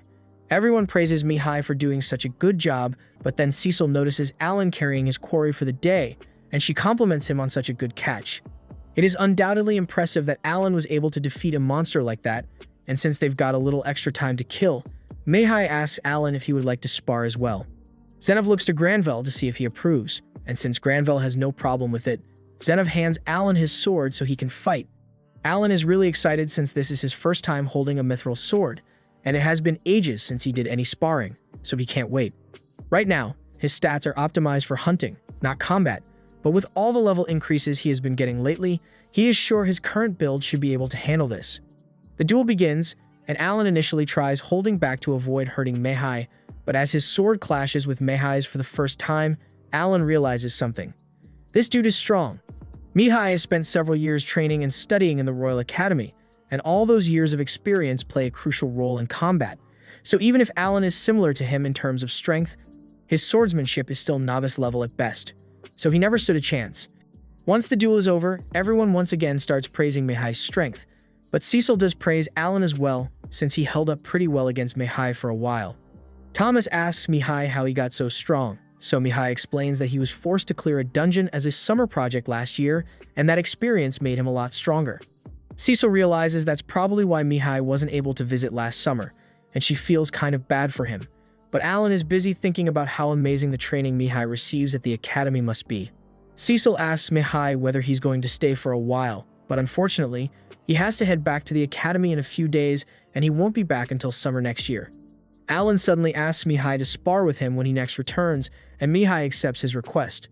He then shakes Alan's hand and asks him to take care of Cecil until then, and Alan is forced to agree, but internally, he's thinking about the quickest way to get out of this stupid job without dishonoring his father. A little while later, Viscount Carnal shows up to pay Granville a visit, and he makes some snide remarks about this being a backwater town, which Granville laughs off. But it's clear that these two absolutely hate each other. Alan serves Carnal his meal, and Carnal is delighted because he thinks this is the famous boar meat that Granville had been keeping all to himself, but in reality, it's just the horned rabbit Alan hunted. However, Carnal can't really tell the difference. The Carnal and Granville families have been at odds with one another for centuries at this point, and right now, the Carnal territory is doing really well, while the Granville territory is on an economic downturn. The reason for this is the fact that both territories are located on either side of the White Dragon Mountain. The mountain contains a lot of mithril, so both regions have several mines in the mountain, but the dragon on top of the mountain is currently roosting on the Granville side, so they can't use their mines, which is why their economy took such a huge hit. Though, it hasn't always been like this. The dragon is very fickle about its roosting spot, so roughly every 100 years, it switches sides, which flips the power dynamics between the two sides. Anyway, Granville asks Carnal why he came here since this couldn't have been a pointless visit, and Carnal was so preoccupied with his food that he nearly forgot to mention it. But he says his oldest daughter recently underwent her appraisal, and he wanted to personally share the news. Alan assumes Carnal's daughter must have gotten an amazing talent, so he is here to rub it in Granville's face. But to his confusion, Carnal announces that his daughter is talentless, and what makes it even more confusing is the fact that Carnal mockingly reminds Granville that 2 out of his 3 children have talents. Granville gets angry and points out that Carnal also has an older son who has a talent, so that means both of them are going to have to fulfill a noble's duty someday. After that, Carnal leaves, and Alan has no idea what that whole thing was about, but it did teach him that being a noble isn't as much fun as he thought. Sometime later, on one of his days off, Alan meets with the party he helped and asks them for some advice because he's thinking about hunting a few C-rank monsters. After all, he has hunted over 10,000 goblins in the forest already, and farming D ranks really isn't doing it for him anymore. The group warns Alan that C-rank monsters are a lot more dangerous than what he's used to, and Alan is aware of that, which is why he wants to learn everything he can from them before going on his next hunt. Later on, Alan is out in the forest when one of his birds spots a C-rank monster and rushes over to come call him.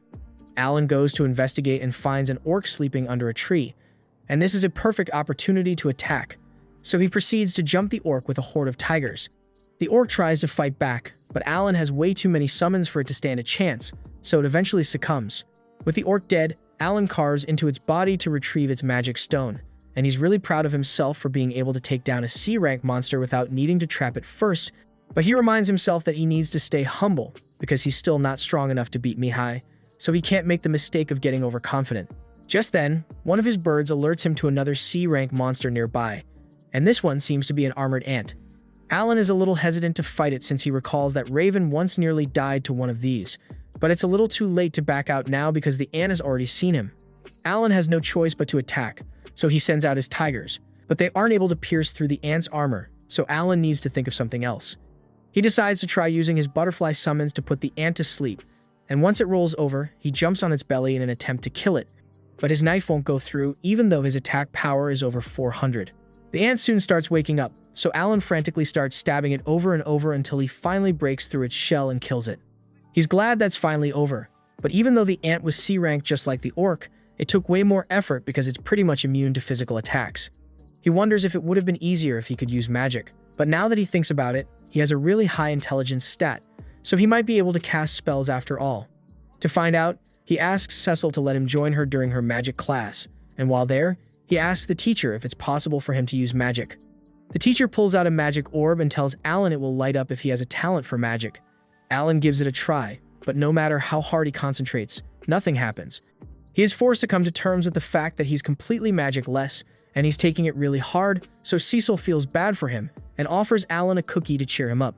One day, while the family is having dinner, Rickles suddenly barges into the dining hall to warn them all that a murder gulch has been spotted in the area and at its current pace.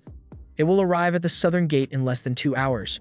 This is terrible news, so Granville asks if they can get Zenov to deal with it, but unfortunately, Zenov and his knights are currently away on a monster hunting mission, and they won't be back for at least 2 days, so they are on their own. Granville orders Rickle to go to the Adventurers Guild and put out a quest to get as many people as possible to defend the city, and in the meantime, Alan volunteers to hold the Murder Gulch off. The Murder Gulch is a B-rank monster, and Alan knows that the adventurers in this town stand no chance of beating it, so it's up to him to protect them. Unfortunately, he already used up all of his MP this morning since he was farming XP, so he needs to wait until he has recovered a sufficient amount to use his summoning ability. The people of the city have all been warned of the impending attack, so they are all running for their lives, and Alan happens to overhear a man pleading with an adventurer to save his wife and daughter because they got stuck in their carriage, the same one that the Murder Gulch is currently chewing on. The mother and daughter inside are terrified because it's only a matter of time before they are devoured, but Alan refuses to let that happen. So he takes one of his iron balls and throws it right at the monster's eye. This successfully draws the monster's attention away from the family, but now the monster is focused on Alan instead, so he takes off running and tries to lead the monster towards the mountain to keep the city safe. As he is running, his MP is restored, so he uses it to reset his summon roster and stock up on butterflies because those give him speed and agility boosts. He then summons a bunch of them and tries to use their magic to put the monster to sleep, but the Murder Gulch seems to be resistant to sleep magic, so instead of passing out, it becomes angry and swats all the butterflies away, which leaves Alan with very few options to work with. Late into the evening, Alan is still running away from the Murder Gulch, and he is starting to tire out, but fortunately, he manages to hide under some trees in order to give the monster the slip. And once he is sure that he's safe, he collapses near a tree and breathes a sigh of relief because he wasn't sure he would make it out of that one alive. He's got no idea why the debuffs didn't work, and he's nowhere near strong enough to beat that thing without weakening it first. He even had to use up a bunch of his magic stones just to survive long enough to make it out here, but at least he successfully led it far away from the city, so the people should be safe now. He plans to just head home and wait for Zenov to return so he can deal with the Murder Gulch, but just as he was about to leave, He senses something staring at him, and to his horror, it turns out that the Murdergulch has found him. He takes off running, but the monster has no intention of giving up hunting Alan, so he ends up running day and night trying to escape. 3 days later, Alan finally managed to shake off the monster and make it back to the city, but after being forced to run non-stop all for days, he is tired, hungry, and on the verge of collapse. The city guard sees him coming and recognizes Alan as the hero who sacrificed himself for the city a day ago, so he rushes over to catch him. And by the time Alan opens his eyes again, he is back at the mansion with Seabez and Seals looking after him. Seals is really happy that Alan is alright, but she also yells at him for making her worry like that, which Alan kind of expected from her. Seabez asks Alan if he remembers anything, so Alan tells him that the monster was relentless and chased him for 3 whole days before he lost it. And once the coast was clear, he turned back to return to the city. Seabez is impressed by Alan's bravery, and he informs him that Granville is just as pleased with what he has done. So after Alan is back on his feet, he would like to meet with him. A little while later, Alan goes to meet Granville, and he explains that he wasn't strong enough to defeat the monster on his own, so he decided to draw its attention and lead it as far away as possible. He then apologizes for doing something so reckless, but Granville tells Alan that he has nothing to be sorry for. Handling monsters like the Murdergulch would have been impossible without Zenov and his knights, so Alan's brave actions undoubtedly saved the city from mass casualties, which is why rewards have been prepared for Alan in the amount of 10 gold coins from Granville and another 10 gold coins from the family that he saved that day.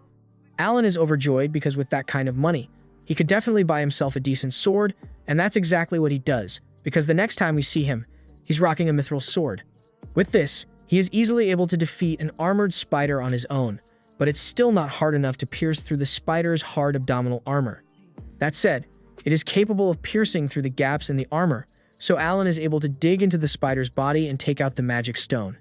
Now that he's done with that, he wants to run a little test with his summons, so he calls over 3 of his hawks, has 2 of them land, and then stores 1 in his grimoire. He then places a fruit in a bag and asks the hawk in front of him to point to the item that he put in the bag. The first hawk easily identifies the fruit, but Alan already expected that, so he moves on to the next step of the test and resummons the second hawk. He then asks the hawk the same question, and it immediately identifies the fruit, which tells Alan that different summons of the same type can share information with one another. He then calls the third hawk down and asks it to do the same thing, but this time, it can't answer the question, so the information relay must only work on hawks that are still inside the grimoire. Some time goes by, and in early March, Cecil's brother returns once again, so he gives Alan the rematch he requested. Alan has gotten a lot stronger after farming all those C-rank monsters, but he's still struggling to keep up with Mihai's raw skill. The match ultimately ends with Alan's loss, and Zenov congratulates Mihai for an excellent display of skill, and Alan congratulates him as well, but inside, he is seething with rage because he doesn't understand what kind of training Mihai has been doing at the academy to get this strong. After the duel is over, they all head to the dining room for lunch, and there, Mihai learns that Alan recently fought a Murdergulch. Alan explains it's a bit of a stretch to call what happened a fight, since all he did was run away. But Mihai is still impressed that Alan made it out of that alive because even he wouldn't be able to beat a B-rank monster like that. Just then, a knight barges into the dining room, and Alan is a little concerned since it didn't end well for him last time this happened. But to everyone's surprise, the knight comes bearing good news. He informs Granville that the white dragon on the mountain has begun to migrate towards Karnal's territory, so this means they will finally be able to use their mithril mines again. Granville is overjoyed to hear this, because this will be the start of an economic boom for his territory, and he is so excited that he wants to send knights to go inspect the mines at once. However, Zenov tells him to hold on a minute, because it would be better to figure out where exactly the dragon's new nest will be located before making moves to restore the mines. Granville agrees with him, so he decides to go with Zenov's plan, but then Mihai chimes in and asks if this means he is going to need to clear out all the monsters in the region between the city and the mines, because if so, he would like to help out a little since he's still got some free time, and he could use something to pass the time. However, Zenov turns him down because he thinks it's too risky. After all, if the white dragon were to return for some reason during the hunt, Mihai would be in serious danger. Mihai understands his point, so he agrees to back down, but the same can't be said for Alan, because he knows that if he doesn't do something soon, then after the knights have cleared out all the monsters to make way for the mine, he will lose his valuable XP farming ground, so he plans to gain as much as possible before that happens. The first chance he gets, he heads deep into the forest, and he recently hit level 5 with his summoning skill, so he is eager to test out his new abilities. For one, he recently unlocked the new share skill, so he summons a hawk and decides to try it out. He activates the share ability, and all of a sudden, Alan is able to share the hawk's point of view to look at himself. He thinks this is amazing and asks the hawk to fly into the air because he wants to see what it looks like, and as it obeys his order, Alan is treated to a first-class view of the world from the skies. With an ability like this, Alan will be able to perform recon missions with ease, especially since Hawk's Eagle Eye ability can also be activated to improve vision. Seeing how well the vision sharing works, this gets Alan curious about how many summons he can share senses with, so he decides to test that out as well. He summons 3 more hawks and activates the share skill on them, so now he is able to see the point of view of all 3 hawks, along with his own POV. This is really cool, almost like a split-screen monitor, but Alan wants to see how far he can take it, so he summons a tiger and activates the skill on it as well. But as he's about to try adding 1 more tiger, a sharp pain rips through his head and he is forced to cancel the share skill in order to get rid of the splitting headache. Since having 6 POVs at once caused him physical pain, Alan assumes that 5 must be his limit, and he is almost certain that it is linked to his intelligence stat. His intelligence is currently just over 1,000, so the share skill must require 200 points per point of view to avoid being overwhelmed. Alan had initially planned to spend time playing around with all his new summons, but right now, he's more interested in seeing how far he can push his intelligence. So he calls on one of his new summons, an owl, and using the intelligence boost it grants to raise his intellect stat to over 1,200. Now he is able to use 8 POVs with no problem, and he soon realizes that if he can remotely see what his summons are doing and give them orders, then he can farm XP without actually having to do any work. To test out his theory, he summons a bunch of his new creatures and has them work together to take down a group of armored ants, and sure enough, they easily make short work of the ants. With this, Alan won't have to worry about losing his excuse to hunt, so he gives his summons orders and warns them to never attack human adventurers, even if the adventurers attack them first, because he would rather not be responsible for a homicide. After that, he prepares to leave the forest, but just then, he comes to the realization that there's one more way he could apply his shared vision. He sends one of his birds all the way back to Krina village to check up on everyone, and through its eyes, he can see that they are all doing well. Krina and the others are training, Rodin is working in the fields, and his mom is braiding his little sister's hair. It is a relief to see their faces again, even if it's only through the bird, and he plans to visit in person eventually. But for now, Alan has the bird set down a gold coin for them before leaving. 6 months go by, and Xenof and his knights have been making steady progress with reclaiming the mines, but unfortunately, Xenof informed Granville that it's going to take a lot longer than expected, because during the time that the mithril mines were left untouched, they became overrun with monsters, and on top of that, the surrounding villages which had acted as mithril refineries have also been overrun with monsters. He estimates that it will take at least 3 years to reclaim all of those regions. Granville is shocked to hear this, so he desperately asks Xenof to try to get it done as soon as possible because he can't wait that long. Alan finds it a little odd that Granville is being so impatient, but then he overhears Granville asking Xenof if he has any intel on what Karnal has been up to these past few months. As far as Xenof knows, Karnal attempted to continue mining even though the dragon had moved back over to his side, and ultimately, the entire mining crew suffered for it because they were burnt to ash as soon as the dragon spotted them. It is unlikely that Karnal will be able to continue his mining operations as things are now, but Granville asks Xenof to remain on high alert because there's no telling what trick Karnal might pull this time. Alan doesn't really understand what they are talking about, but he doesn't particularly care because over the past 6 months, he has been farming XP with his monsters non-stop, and after he turns 12, he plans to quit being a servant here and go register as an adventurer. Though that's still 2 years from now, so until then he plans to continue taking out as many monsters as he can before the knights clear them out. To that end, as soon as Alan gets a chance, he heads out into the forest and locates a village that has been overrun with goblins. Normally, he would leave the goblin village intact and let them respawn so he can farm XP more efficiently, but he has seen Goblin Slayer, so he knows all about the messed up stuff goblins do out here. If he doesn't deal with them himself, then they are just going to end up hurting more people later on, which is why he's not going to hold back at all. He uses his bear summons to block off all the exits to the village and corners the goblins inside, and once there's nowhere left for the goblins to run, the bears begin mauling them. Soon after, the Goblin King comes out to fight, and normally, this would qualify as a boss fight, but Alan and his summons are way too overleveled for this to even be considered a challenge. So a few minutes later, every goblin in the area has been dealt with. By the end of it all, Alan earns almost 50,000 XP, and he plans to go around destroying every single goblin's camp in the area, so he's going to earn a lot more XP. Sometime later, Mihail graduates from the academy, so it's time for him to return and live with his family. However, to Alan's surprise, the first thing Mihail does after getting off the airship is ask him for a no-holds-barred duel. Alan has no reason to say no, so he agrees to the duel, and after returning home, they both square up with one another. Alan plans to give this all he's got, so he puts all his stat boosts into speed and strength, and as the duel begins, he immediately closes the distance with Mihail.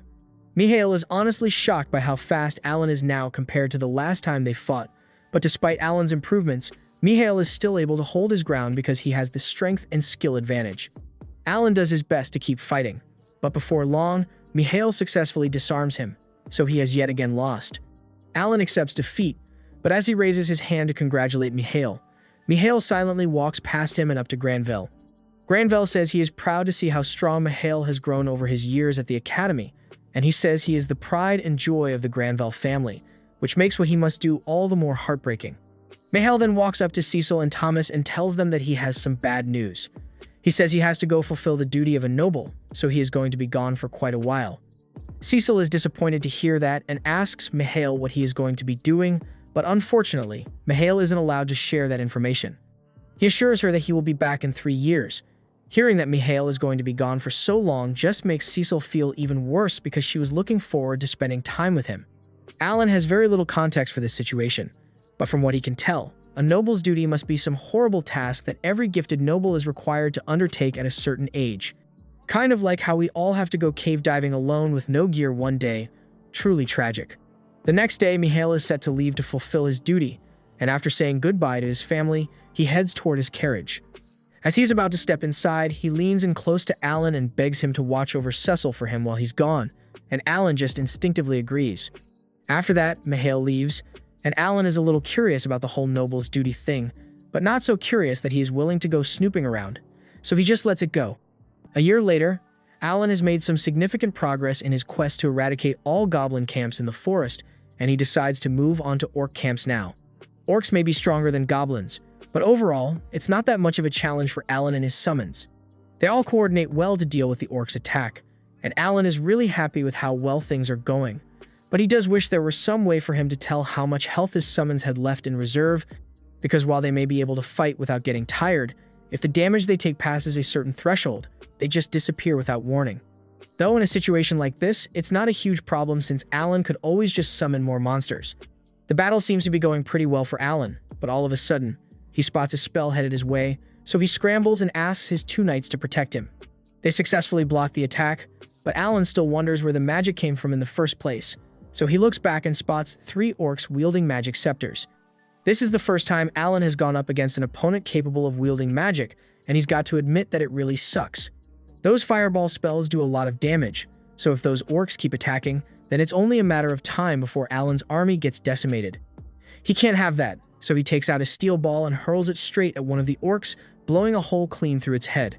Alan is overjoyed to find out that he's strong enough to one-hit KO these idiots, but before he could throw his second steel ball, he realizes that the other orcs have started hiding behind the rocks to avoid getting obliterated, so maybe they're a little smarter than Alan gave them credit for. One of the orc mages goes running over to the orc king to inform him of what's going on, and meanwhile, outside, the full force of the orc army comes bearing down on Alan. There are a lot more of them than Alan was expecting, but he's got a ton of D-rank magic stones in supply after his goblin genocide, so he can summon up to 20,000 bears if he wants to. And that's why he's sure he's going to win eventually. However, just as Alan was gaining control of the situation, the Orc King suddenly makes an appearance. This one is a B-rank monster, so it's going to be a significant challenge for Alan. He starts off by sending 2 bears out to fight it, but the Orc King easily cleaves both of them with a single strike. Alan realizes he may have underestimated the power of a B-rank monster, so he decides to try summoning a few more bears to see if he can overwhelm it. Unfortunately, every time he summons more, they immediately get taken out by the Orc King before they even have a chance to attack.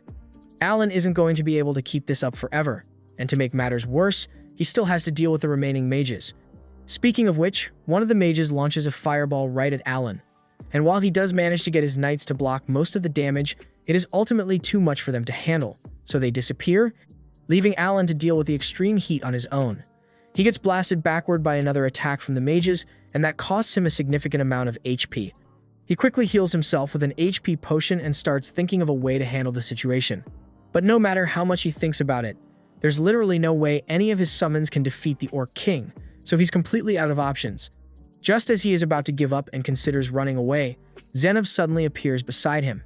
He says he heard all the commotion and came over as soon as he could to investigate. When he asks Alan what's going on, Alan explains that he was just trying to take out this orc camp when things kind of got out of hand. Alan then realizes that he can't let Zenov see his summons, so he despawns them all. But to be honest, that probably looks even more suspicious, and he has no idea how he's going to explain it without blowing his cover. However, to his surprise, Zenov doesn't question him about the summons at all, and simply says he's going to take care of the Orc King. While he's doing that, he tells Vice Captain Librand to handle the Orc Mages. As Zenov squares off against the Orc King, the monster swings down hard at him, but Zenov easily parries the attack, all while remaining perfectly composed. Alan is amazed that Zenov is capable of handling blows from an opponent that's twice his size, but Librand tells him that this much is barely a warm-up for Zenov, because he is known for being a powerhouse. Librand then prepares to take out the Orc Mages before they can attack again. After locating them, he charges up his special ability and launches a piercing attack that leaves one of them looking like Toji after encountering the Honored One. He then finishes off the other Orc Mages along with the rest of the Orc soldiers in a similar fashion. Meanwhile, on Zenov's side, he skillfully slices the Orc King in half in a matter of seconds. Later that night, Alan joins Zenov back at the camp, and while having dinner, Zenov mentions that shortly after Alan became a servant of the Granville estate, there were reports about monster carcasses appearing all over the forest. It wasn't difficult to narrow down who could have been responsible, and judging by how capable Alan is, Zenov surmises that he isn't talentless after all. Alan realizes that his cover is blown, especially when Zenov asks him if those monsters he was controlling are part of his abilities. It would be pointless for Alan to deny it now, but he also doesn't want to give away too much information because who knows what kind of trouble he would get into if he explains that the god of creation personally gave him this talent. Sometime later, Alan is back at the mansion when a group of royal messengers show up. The family all gather to see what the messengers are here for, but to Granville's horror, they hand him Mihail's diary and tell him that his son is dead. Granville can't believe this because it has only been 6 months, so it shouldn't have been possible for Mihail to die so soon unless they intentionally sent him out as cannon fodder because he was the son of a low-ranked noble family. The royal messengers completely ignore Granville and walk out, since they have more bad news to deliver to other families, leaving everyone in the room devastated, especially Cecil, who can't believe her brother is really dead. Everyone in the mansion spends the day mourning Mihail because they all really cared about him, and they think it's cruel that a 15-year-old was forced to face such a harsh fate. But this is the way it has always been. Every so often, a noble family must offer up one of their gifted children into service, and more often than not, they end up dying. Cecil can't bear such a harsh reality, so while no one is looking, she climbs out of her window and runs away, causing the entire mansion to go crazy looking for her. And Alan needs to find her before something bad happens. Cecil has made her way out into the city streets, and she has been running for so long that her legs are too tired to continue, so she crouches down and takes out the ribbon she got from Mihai, still refusing to believe that her brother is actually gone. One of Alan's owls has caught sight of her, so a few moments later, Alan arrives, and upon seeing him, Cecil asks if he's here to drag her back home. But Alan says he actually just plans to wait here with her until she feels better. Several minutes go by like this, and Cecil starts yelling at Alan to leave her alone already. But just then, her stomach begins growling because she hasn't eaten anything yet. So Alan reaches into his storage and pulls out an impromptu meal for her. Cecil has no idea where he got all this stuff from, but she's too hungry and grief-stricken to care right now, so she takes one of the fruits and starts eating. As she eats, tears begin to stream down her face, as she recalls the words Mihai had written in his final letter.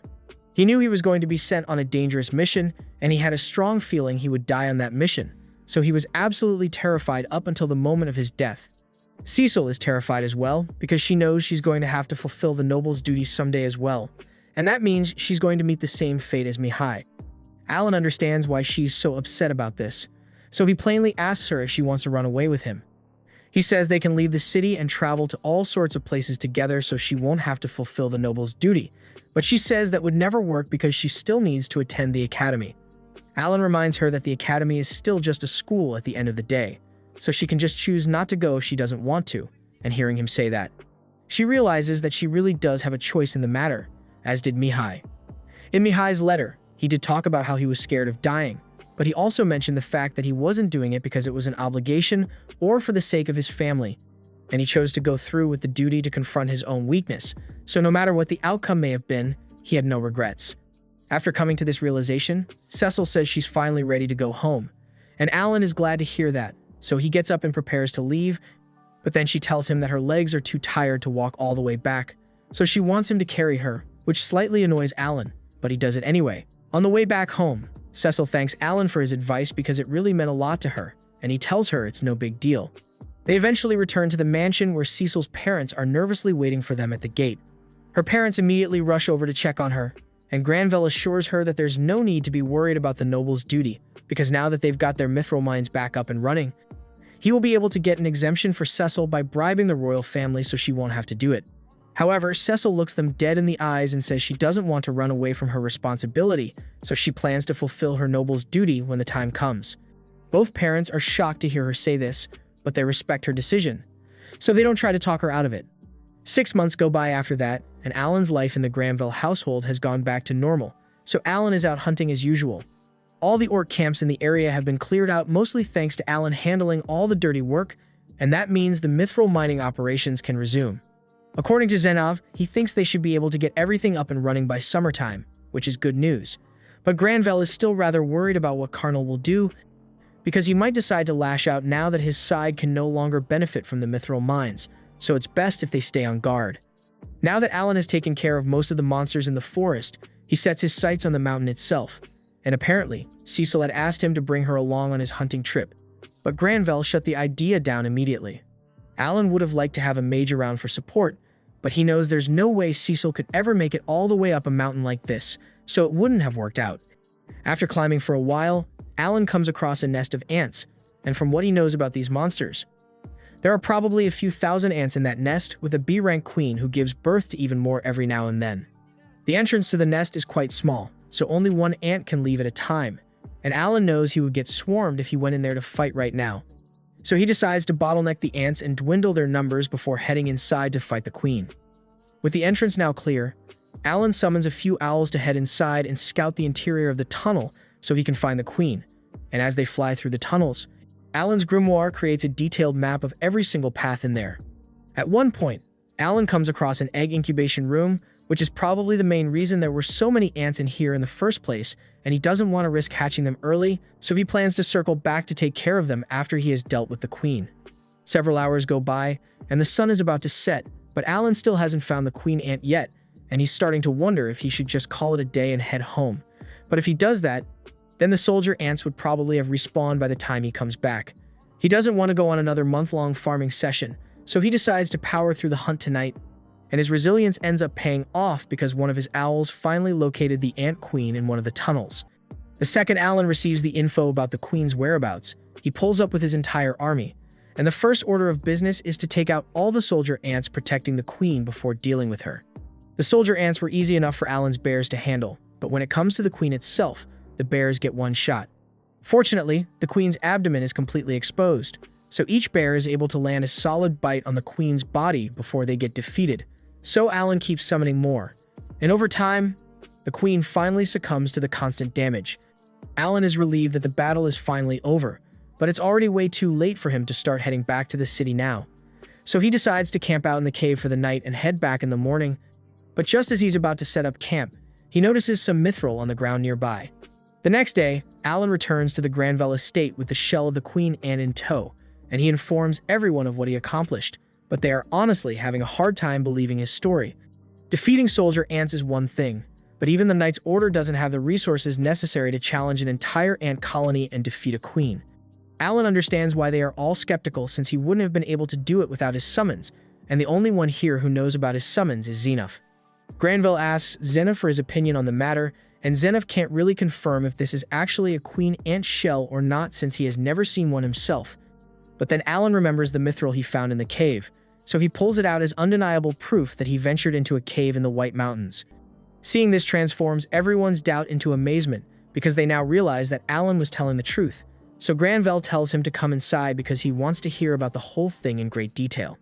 Of course, Alan doesn't reveal the truth about his summons, but he does explain where he found the cave and present the map he created of the cave's layout.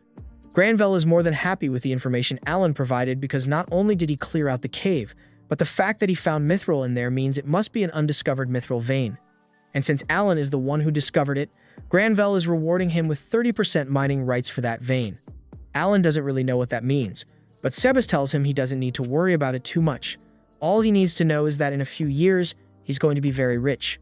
Some more time passes and Alan is now 12 years old.